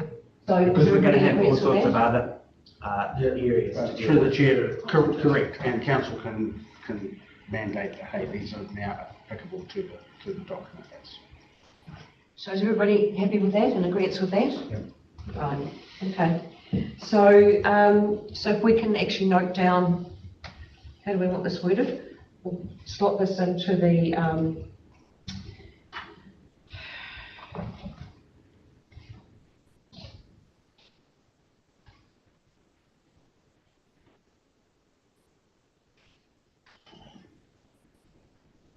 okay, so what we can add in is the list of prohibited sites from the 2018 bylaw are added to the prohibited sites in this bylaw. Is that sufficient in the interim? Wording? No, I Right. think they looked into the staff investigate the list or do it. Yeah, the list of prohibited sites During the from consultation 2018 period. are assessed during the consultation period. Are assessed by staff. They're assessed by staff. During the consultation period. If that fits in. Can staff also investigate the value placed on a UNESCO World Heritage Site and the effect that would have on the scale? It's probably something work that we should be doing because it's a significant piece of what we have. Don't just. We need to know whether we have an obligation on how we manage that heritage site. So I guess it could help us. Yeah, I could do some external advice on that. Okay, thank you. Thanks, Alicia. So if we add that in, the list of prohibited sites from 2018 bylaw are assessed, not accessed, by staff during the consultation period, as well as reviewing the terms around World Heritage Area, the management terms around a World Heritage Area. Yeah. Okay. All right, if there's no further questions with that, sorry? So we're not going to put out the suggestion of the radius around campsites, conservation and commercial campsites. Oh, I did actually mention that at the workshop, that we have a 3 to 5K. Yeah, I know, it's talking about it, but it's not in here, that's what I'm saying. It should have been. Through the chair, we did all of GIS work, we looked at everything and we printed some maps for the workshop, and I'm happy to share them with you. That basically prohibited every township and most of the districts, so it's just not a feasible option to go forward. With that, have a bylaw. yeah, and with that, we did take out a lot of additional parking that was offered up within different areas as well. Some of it was ridiculous though. Yeah. Cass Square, straight across the road from the hotel. Yeah. It's just untenable. That's gone. I know it's gone now, but it shouldn't have been there in the first place. That's what we had the workshop, we had the workshop today. Well, sorry, but councillor, decisions can't be made at workshops, and that shouldn't be the only place in which we have an opportunity to question and report things apart. I don't think that it's going to be allowed to use an office at Cass Square next to that. No, it's Oh, removed. see, it's been removed. Yes. But not because of its location in relation to the hotels, but because of its location to accessing private use. I think it's that right? Yes. Yeah. And that's one of the criteria that they need to be assessed by. So we can only assess within those criteria. The same with the Ross Hall, Ross Community Harry Hall. Hall. Yes, yes. There's a lot of criteria that we meet. Look, we're going to start going around in circles, if not we already are. So the resolution is that the report be received, that number 2, the list of prohibited sites from 2018 bylaw are assessed by staff during the consultation period, along with reviewing the management terms around a World Heritage Area. Point 3 is council determine under section 155.1 of the Local Government Act 2002 that the problem presented by freedom camping in the district is most appropriately and proportionately addressed by the way of the bylaw under the Freedom Camping Act 2011. And point 4, in accordance with section 11 of the Freedom Camping Act 2011, council adopt the proposed statement of proposal, a draft responsible freedom camping bylaw 2024 for public consultation using the special consultative procedure under section 86 of the Local Government Act 2002. Through the chair, do you want to amend the last point as well, just on James, and I can include the table proposed for enforcement options in the statement of proposal to go out tomorrow. That's what I'm Right, so that's another thing to add in, which is, put it as point 3.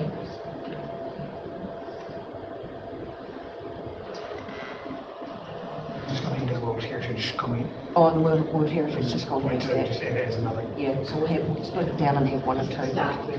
2, 1 and 2, 2 or something like that, once we've done it. So just repeat that, please, Alicia. To add in the enforcement options into the statement of proposal that were provided in the council workshop on the 9th of October.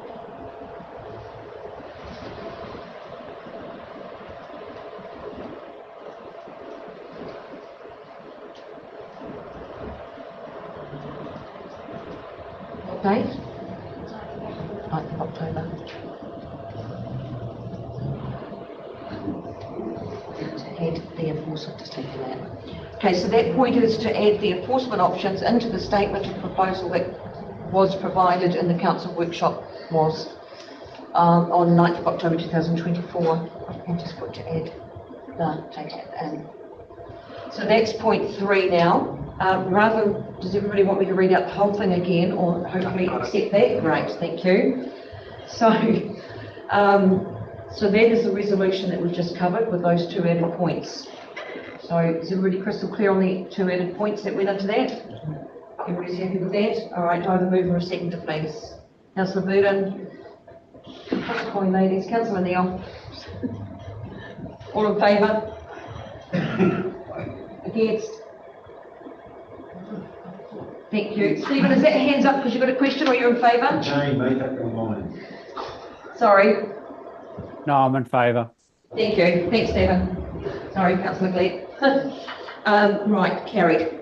Thank you, Alicia, very much. You're managing the lines there very, very well, I must add. It's not easy. Through the chair, can I just make a comment about the background noise at the moment? Something just changed in the room. Yeah, we just flicked the aircon on, Steve, to try and take Alright. it down, 'cause it's got very hot. There's a window. And we've opened some windows. Right, so if you're having trouble to hear, perhaps we'll turn it off. Or down. It sounds like running water. Yeah, it's the aircon. It's raining. It's not raining here. Right, so with that, because we are running ahead of time still, we will move on to, I've just turned over to the pages. We'll move on to the adoption of the draft wastewater management and minimisation plan statement of proposal with Earl to present. Thank you, Earl. Through the chair, councillors, this is a basically the statement of proposal. We excluded with the waste minimisation management plan to go out to public consultation. There was a late addition item that came with this as been considered separately, working with other councils. Change. I'll take it as read and hear your questions. Questions, please. Councillor Neil. Diversion of waste, it was 37%, it's gone to 33%, and then our goal for 2026 is for it to go right down to 30%. Why is our first goal backward? And then the next 2 years we go up again. So I was trying to find the page.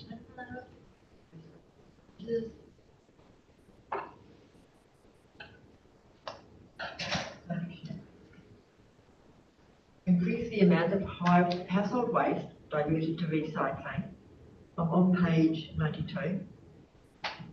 This is the waste minimisation management plan. This is page 92 So of the overall we're agenda. ahead of the goal, is that what? Because it's a three council plan, some councils aren't reaching the target as high as we need. But the percentages are including all of them. Right. So we still seem to be aiming for a negative for 2026. I'm reading it wrong. Well, it's saying that we're currently ahead of the goal. So we had 37% in 2018 diversion. Yeah. And then 2022, 23, 33%, but now we've said that in July 2026, we're only going to aim for 30%. This was adjustment to 33%, back down to 30%. Because you've got more going into recycling than you've got going into waste. Is that right? So that's why you've got that variation? No, but the percentage should be going upward. Because then after that, it goes up. It goes up to 40%, Percentage should be 50%. up. So we seem to be, yeah. Can you see what I'm saying? The target's Can you less than explain? where we're currently at. So we're happy to slip back. No, we're not going to slip back. We're suggesting we slip. Well, There's a suggestion that there could be a slip back. We don't, unfortunately, we can't speak to what's happening in the future with this bigger goal. And here in Western, we're bringing in recycling glass, which will help drop that. So why are we slipping? Why are we aiming, looking at, or whatever, accepting a backward step? Possible. So is that just a buffer figure then to protect us in case we do? Because we've got the other areas in with us, we can represent our own figures, but not the others. This covers all 3 years, as Councillor Neil is correct. We have to set a baseline that we're wanting to work from, and that's what we're wanting to. Any question? Hopefully, by the time this comes to pass, the government will have come to the senses and will drop that daft idea of having roadside collection of food waste. And then cost of that to the council, oh, you just raise houses, which hasn't been thought of, just a dumb idea.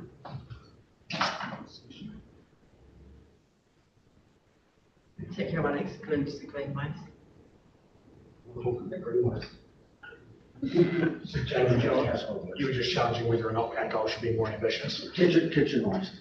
I can't believe that if we're there now, we would aim for it. I can see Jane's point. If we're at 33% over the last 2 years, why would we be aiming 2 years' time to be at 30%? So where you've got the figures for 2018, 22, 23, are they just Western? Or are they over the whole region? They are over the whole region. Yeah. So I can't see why we're happy to drop this policy. So knowing we're at 33% diversion rate, why would we set a target to be at 30% when we've already surpassed that target? It's not very ambitious. Not for a start, no. So it's allowing room for things to slip. No, they won't get, we've got a new contract coming in June next year. But the target allows room for slippage. So I'm not sure. What's the reason for that?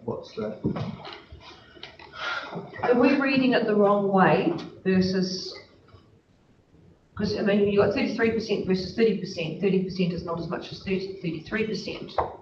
But then it goes. No, it's a positive percentage based on diversion, percentage Yes, diversion. yes. So the higher the number, the better the performance against Well, diversion. we think yes, so yeah. So if we were going to have a step back due to bringing the other areas into that equation, we should have already had that. These are consolidated. I know, it's insane. So, any glitch, we should have had that. Yeah, so, yeah. So, I mean, 3% is quite a big variation. Backwards, isn't it? 10% of the allowable target. So what was the driver for that 3%?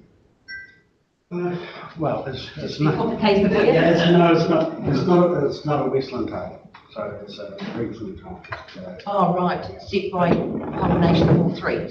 Right, we as a region, they aspire to be better. We'll report. It's a combined figure, it's not.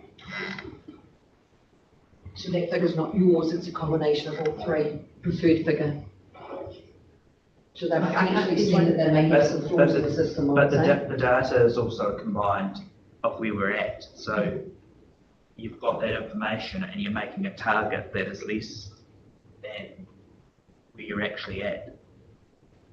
That's not. I can't see why the councils would be. I would never strive to achieve worse than we are. Are the other councils expecting an issue or a management issue? Yeah, there is some collection issues that will be experienced, particularly around. Which will be impacted on that figure. Yes. Right. Particularly around recycling, that's failed, so. So that's to say there's a reason why. It's not just we're giving ourselves loose of guidelines. There is a reason why. Yes.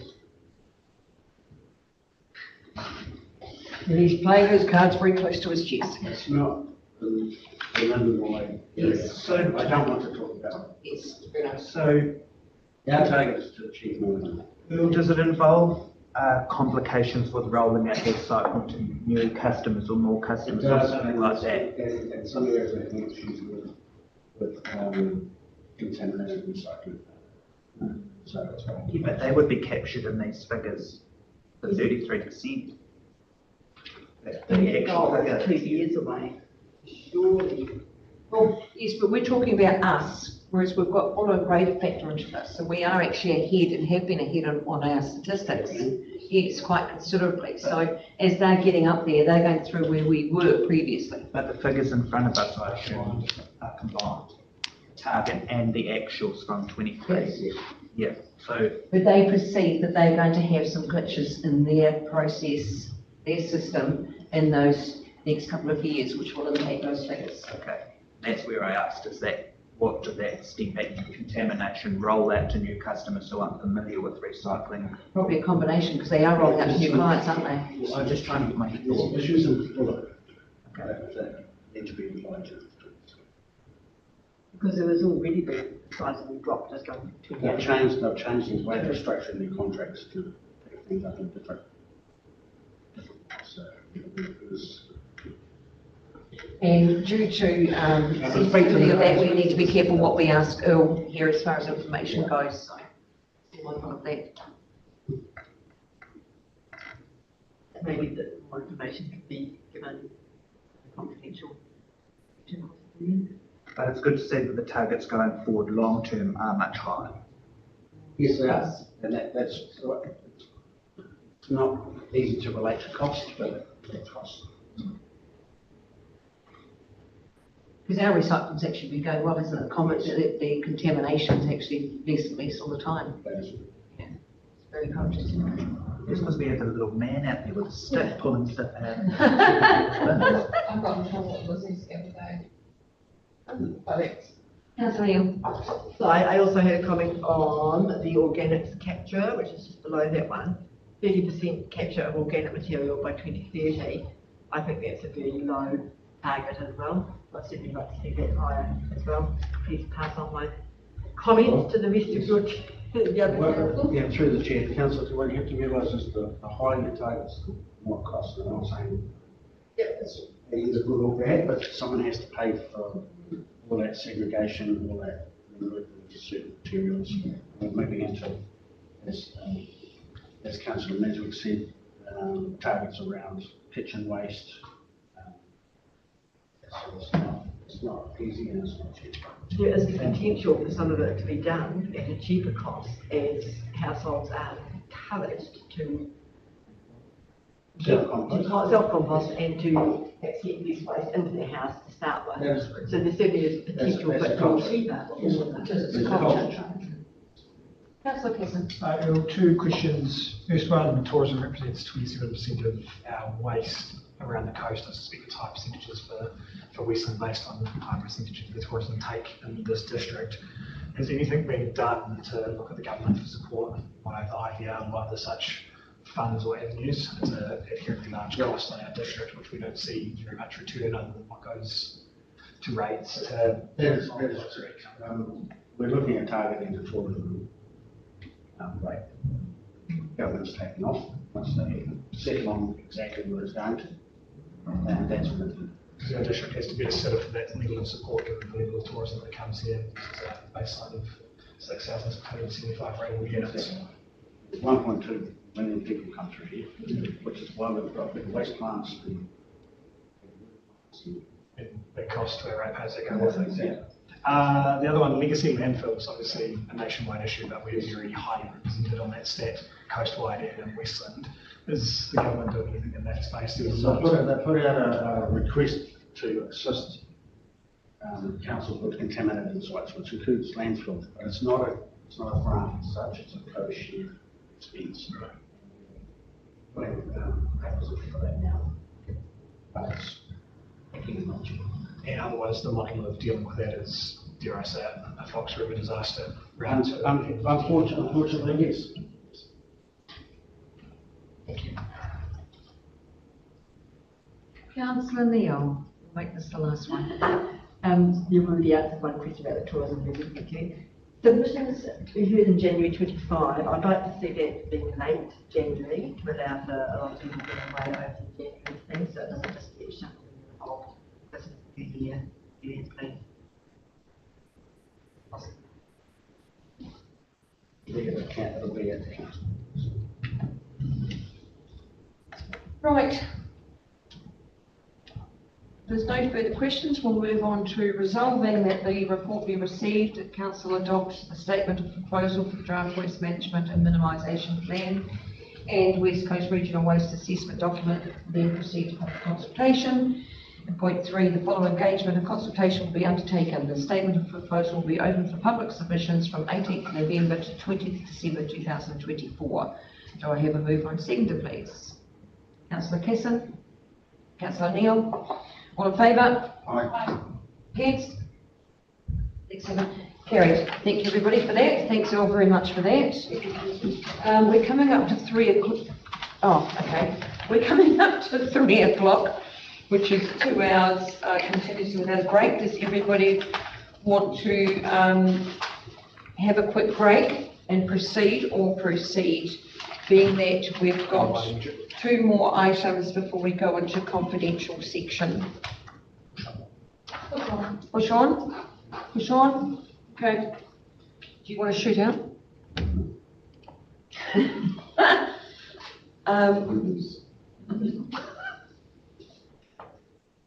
So, what for? Oh, so can I have a mover and a seconder, please, that we push on and carry on through till another break? Councillor Burden, Councillor Beard, Councillor Davidson, thank you very much. Do you want to? Oh, okay. So we move on to the Waiho River West Coast Regional Council proposal, and Scott Baxendale, please, to speak to this item. Hold your hands, folks.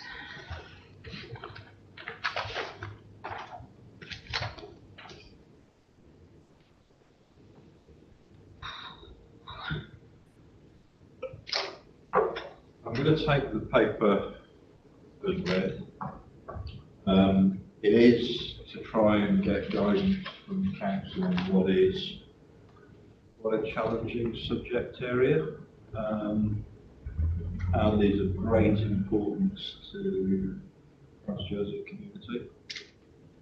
We have been approached by regional council, not as the district council, but as owners of assets and part of the rating district, following a letter and questionnaire that they have issued. Voting rights within the rating district, we've got 2 votes. And following discussions with the mayor, we thought it was best to bring the paper together for all of council to discuss what they think council's position should be, given the wide-ranging impacts on whatever decision is made. I'm happy to take questions as far as I reasonably can on this, and also opening up for discussion between councillors around the table. If I could just add before that, Leslie has been very helpful in terms of giving some guidance on the financial matters. I was quite happy to engage in discussions as appropriate. All the balls in your court. Yes. Through Bishop. I understand why this paper's been brought forward. It's the direction of the council. I'm on that joint committee as well, and it's a really invidious position. You know? You have to basically decide between south and north, and you know, and that's what it cuts down to. And because it's out now for consultation and vote, basically, the ratepayers that within that rating district, I just wonder if we would take a position today, kind of influencing where that goes. Because it's so public, and it's out here at the time when you're actually filling in the vote. As for the underlying issue, as I said, it's just an awful position for the council and for them to be in. I know how I'm going to vote when it comes to that issue. It's completed, but I don't know. I'd be interested to hear what other councils think. No other party will do this, or they won't probably be discussing what their vote is going to be in advance. Others are voting. That's all kind of. This is more about a direction from our perspective, Paul, rather than because I mean this is it's a hell of a situation. It's a hell of a situation. And there's a lot within the report There's a lot within the consultation document that you've all seen in Scott's report. There's a lot in there that I'm not happy with, thank you, Scott. There's a lot in there that has been held back. There's a lot of non-transparency in the financial area that Leslie's noted, being that there's no maintenance in there, there's no depreciation in there, it's not a true set figure. And it doesn't indicate to the ratepayers what, it has not said to them that the rates going forward are based on that repayment of that loan for that work, plus CPI and any other costs that are going to increase the rates going forward. And I'm not comfortable about that because I don't think that's transparency at all. And that causes me some serious concern. The other one is the questions within that. When I discussed this with the regional council, I said you've got examples of impact on loan terms on rates. But where in that document can you find where they categorically say, do you want to fund this as North versus South or collectively as Franz Joseph? And that's the big thing that really, really worries me. We've got a North side representation that is not representative of the North side community. I've been down there talking to business owners and community members, and it does not represent their sentiment. So I've got massive concerns with this. This decision, if it goes the wrong way, has the ability to split Franz Joseph in half as a community. And that's what concerns me the most. This will be a knife through Franz Joseph's chest. It really will. And don't underestimate those words. This is really significant. The heart of the Franz Joseph community is actually the south side of Franz. The heart of the community, the drivers within St John's, within the fire brigade, within the school, within community events and everything else, of that population is the south side of Franz. So there's a lot at stake at this. The other thing that concerns me that we haven't had transparency on from regional council is on the map where it's got Franz Joseph stage 2 upgrade. There is a figure there of 1.8 million, which was part of the stage 1 funding, which apparently has not been used. And I've asked the question on why that is not being contributed to the kitty. If they're not going to finish that piece of stage 1, why is that not going into the kitty that lessens the rate of $4 million down to 2.2 for the community, which then makes it bearable for them? It shouldn't be allocated against the NZTA one. Yeah. It shouldn't be there. Government shouldn't be funding that part of it. And each time I've questioned that with the regional council, I've had a different answer. So there's a lot within this that really worries me immensely, and this is our community, so it is very relevant for us. The other side of this too is that we've had the TAG group, whatever, that did the review. You know, here they are looking at saying we're going to do all this work, and then they say we can do it for less than 10 mil, but we've not seen evidence of how. Work was done when they took that bombshell down to Franz and said we're going to let the south side go, and here's the plan. We haven't seen that plan mentioned since. So I'm very loath to support this in its entirety until we actually see what the whole plan looks like. What is the intention? If you're going to ask them to fund a rate, and it is, when you look at 2,200, because the other thing we haven't yet clarified from them either too is, Leslie, with the stock bank, you may know this or have some indication with this, with the stock bank, if it's lifespans regardless 10 to 15 years, can you debt fund that for 20 or 25 years? You can, but why would you? Because at the end of that life, you're going to either have to do significant maintenance, which is a capital cost, so then how do you fund that? You have to get another loan so that you retain another loan. And that's one of your concerns when looking at the financials, isn't it?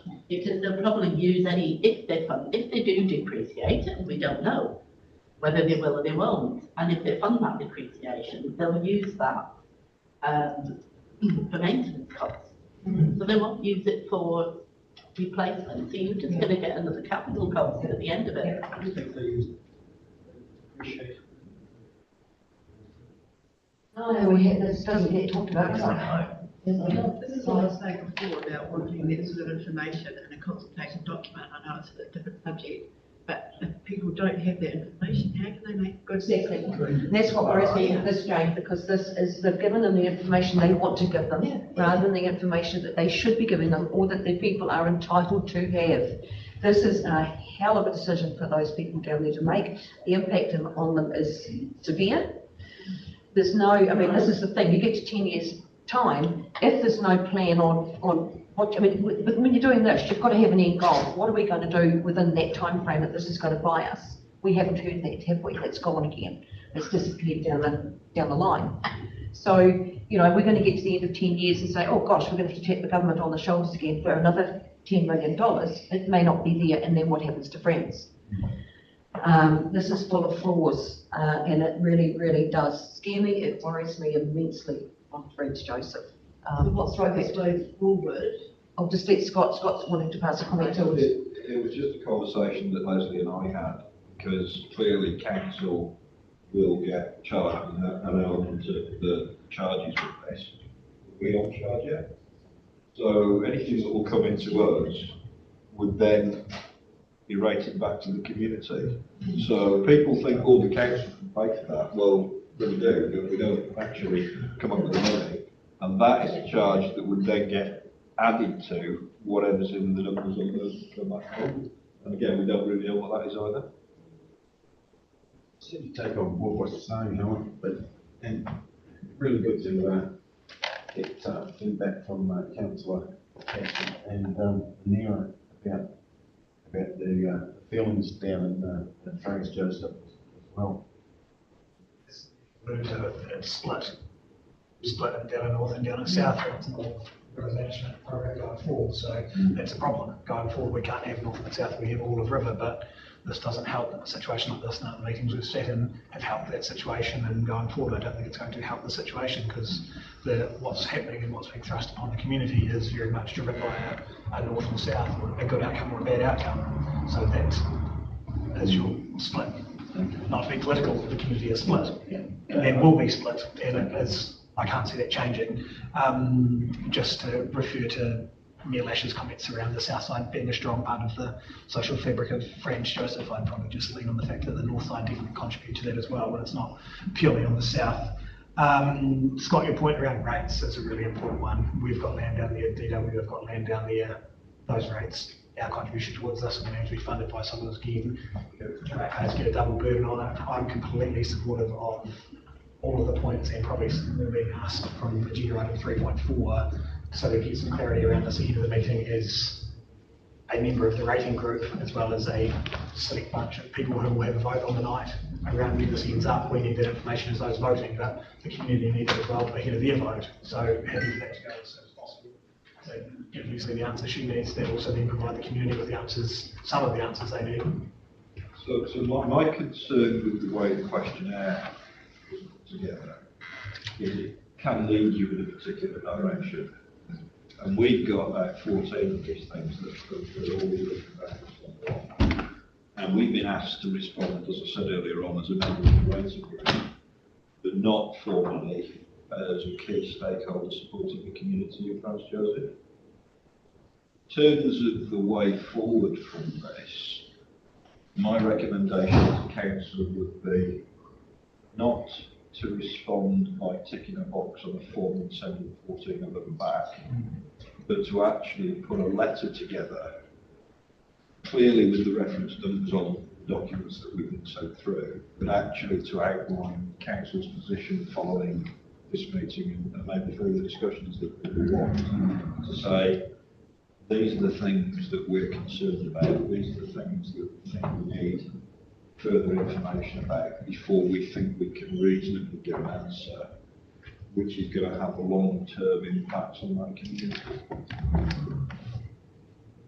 The other thing too is with this, is what we did notice was that, and I think Leslie actually brought our attention to it, is there's an assessment number on these, and every one of them is different, so they're going to be able to trace that back to who has completed it and who has said what. And I don't think that's a very honest way of managing it either. At the end of the day, it doesn't matter who you are, where you sit, it's actually what the sentiment is, but the lack of information is yes, they have to guard against someone photocopying it. Yeah. I guess so. But the other side of it too that I'm not comfortable with is, the south side had a meeting of all south side residents and they elected representatives. I know that on the north side, we don't have evidence to prove the process, to verify the process they followed with that. And did we not? The excuse was that they couldn't contact all ratepayers and landowners. So we have voters there that are absentee business owners as opposed to people living there. And they're all in the same camp, which is they won't pay for the south side. Did we not call for nominations for that group? Yeah, regional council did. Yeah. Yes. So a process was And followed. we do not know Same how many process. names came forward for that and who was contacted. But from the conversations I've been having down there, with the days I was down there last week, a lot didn't get communicated with. Right. Which is a worry, because that to me is a state. Yes. So I'm really nervous about this. Through which council was asking about sentiment in the community. I don't think it's a popular topic. No. Friday night drinks. Oh, well, it was the other weekend down there, and I had a lot of people say to me that they do not want to see this destroy Franz Joseph and split it on heart as Northside residents. They want to pay for it as one. So everybody not involved with the Northside voting team, I had a lot of them come to me and say that they do not want this to destroy Franz. It's a little bit like the well, we don't have any, so yeah, that's not great.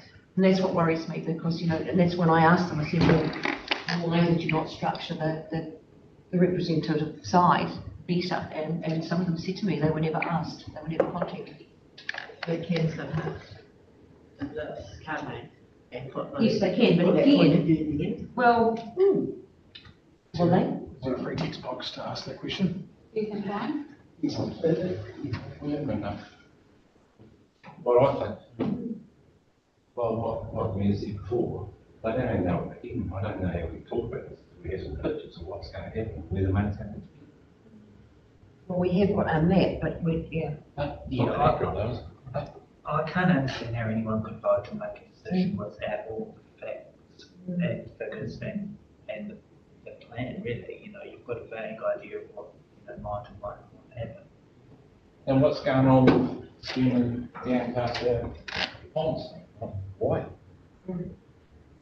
Why?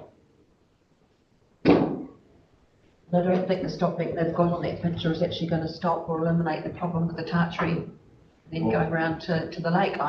We don't want to go. No. They say they've got science behind them. Yep, revenue engineer lives up Northern Island and is used to North Island rivers, not the Franz Joseph, not Waiau. So this is coming up very soon. What with the rain? Yeah. It's an awful position. And,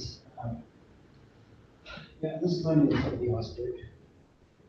And the community is finding it hard enough to grapple with this, let alone those long 2-month surgeries. Yeah, I wouldn't be a great payer. Yeah, otherwise, I mean, I wouldn't be good at it. It's time, it's just too difficult. I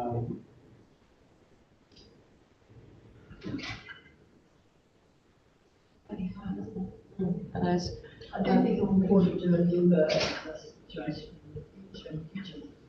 to get now trend, but there should have been a lot more direction given 30 years ago. Yeah, 30 years ago we didn't know what we know now. We knew quite a bit back then, and if steps had been taken then.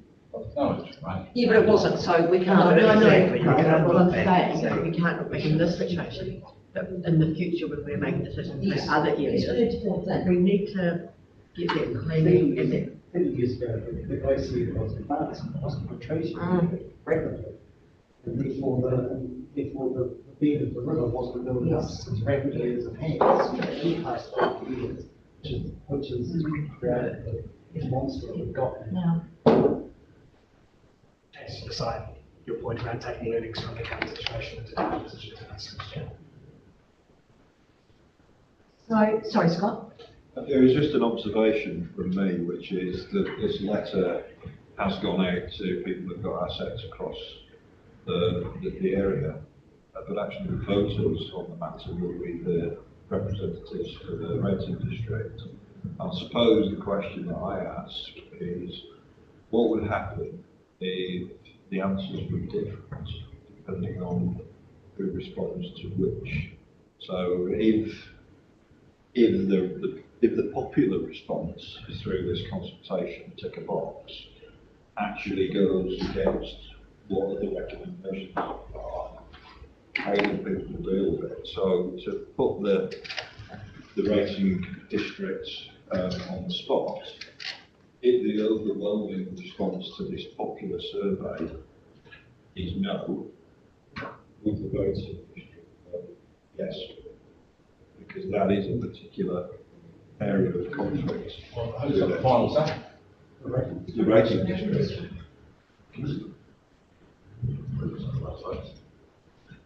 Well, there's 4 each side, and there's iwi, and there's us, and there's a regional council, and actually we can actually null each other out quite easily. DOC didn't vote last time, and we'll do NZTA, so I'll be making sure they don't vote this time, because they shouldn't be able to vote this time if they did last time.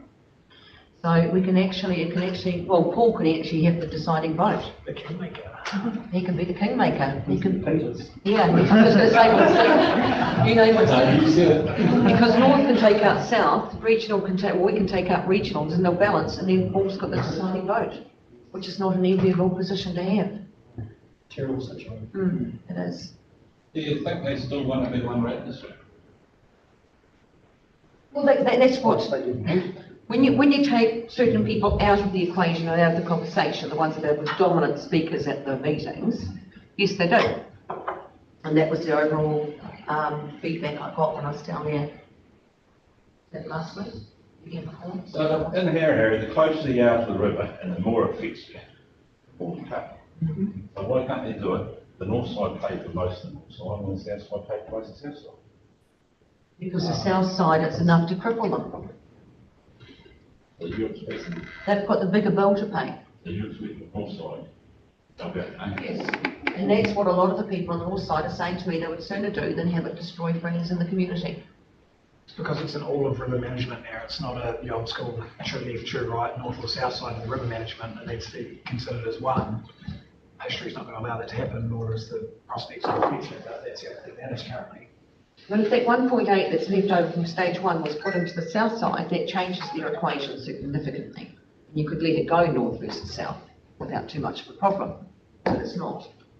At the end of the day, the regional council will do what they want to do and put that money where they want to put it. At least they're given a very firm direction that we actually micromanage to ensure that's what happens.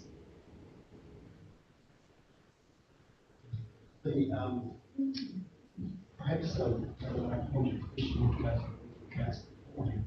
to justify the allocation of that $1.8 million for the NZTA install. Why? It would just be including point 3.5 along with 3.4 as the questions that go as part of our feedback process to them, and hopefully make sense. So Scott's done a letter to regional council. I will be doing a letter to the regional council, so I think what would be helpful for me, because we've come up collectively with some questions that we think ought to be asked. I'm pretty sure you'll have your own questions that ought to be asked, so I think it would be useful once we've concluded the meeting today and not to into the future for us to get some direction on what do we think we ought to be formally responding to regional council with, and then we'll put a letter together that I would suggest probably needs to be jointly signed by Mayor and myself, outlining specific responses that we think need to be addressed.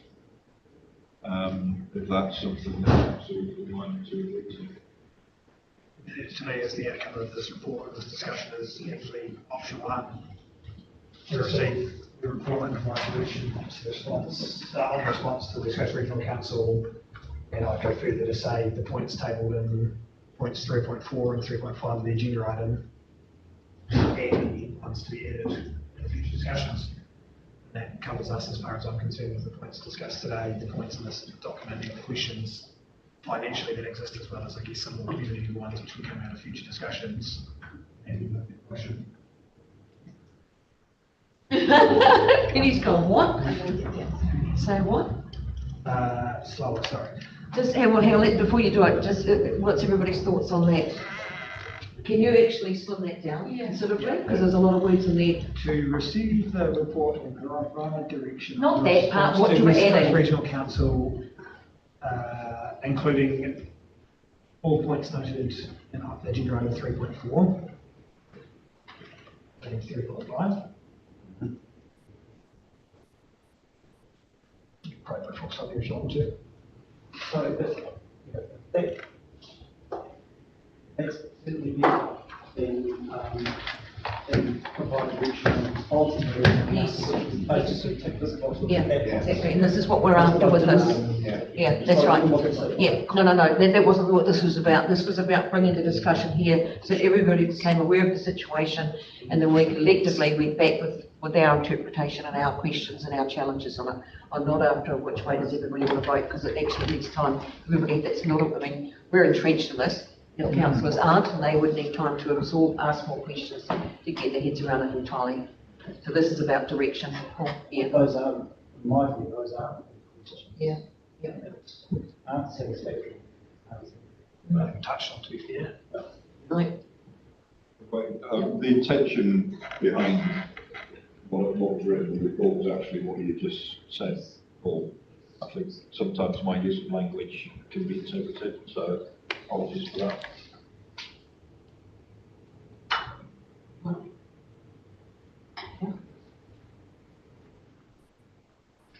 Stephen, have you got any comments you want to pass before we get onto the resolution side? No, I think there's a lot of information we need. We need to find out where this 1.8 million is and how that could be rechanneled into it. And I guess that's clarifying their intention on differential rating, or whether that will happen or not. Yep, thank you. So is everybody happy with that conversation and drawing that to the resolution stage? Yep. Okay. So the resolution is one that the report be received. Do the council provide direction on the response to West Coast Regional Council as follows. The response includes all points noted in agenda item 3.4 and 3.5 and any additional points required. We say relevant to today's conversation. Yeah. So, because we've got two and then we've got an ABC. So council provide direction on the response to West Coast Regional Council. And then go down to sort of how you want to break that down. All points noted in agenda item 3.4, 3.5, and then the next one is the next one. Yep. Yep. Cool. Okay, so the resolution is, I'll go back to this, the report be received to council provide direction on the response to West Coast Regional Council as follows. A, including all points noted in agenda item 3.4 and 3.5, and B, any additional points required relevant to the discussion held today. Moved by Councillor Casson, a seconder please. I've got two here. Oh, Councillor Beard? Yeah. All right, thank you. All in favour? Aye. Against? Carried. Thank you everybody for that. It's very much appreciated because it's, as you can see, it's one hell of a situation. Thank you, Scott, for that. So with that, We also have the administrative resolution next. The late agenda item has been moved into confidential. So we move on to the administrative resolution. And I'll hand over to Scott again for that one, please.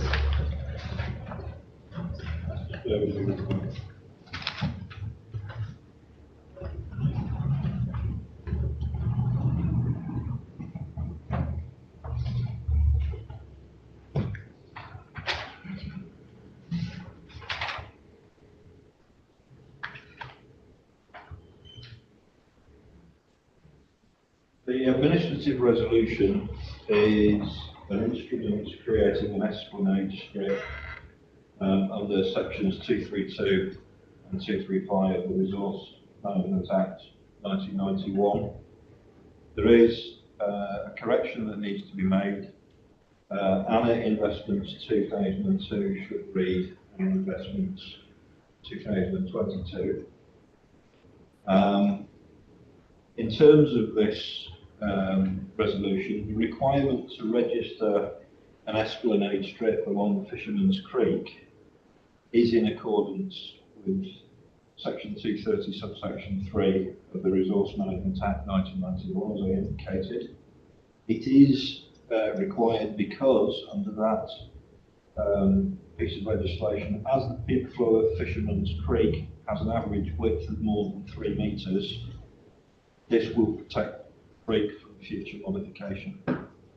Additionally, condition 6 of the resource consent requires the following. An esplanade strip with a minimum width of 10 metres shall be registered to lots 2 to 4 over Fisherman's Creek in accordance with section 230 of the Act as indicated on the attached plan dated 10th of July 2023 and marked as A. People may pick up that ANA, the company within this is actually related to my staff here, and I need to make absolutely clear to councillors that there is no conflict of interest whatsoever. This is something that we are required to do with the regulations.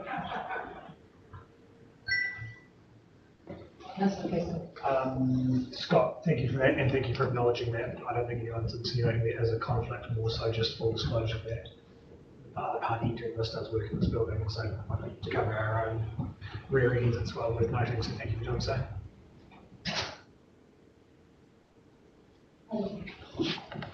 Not total government, that's the Fisherman's Creek, and for those who aren't aware, used to be one of the beauty spots. Is it? Yeah, we have.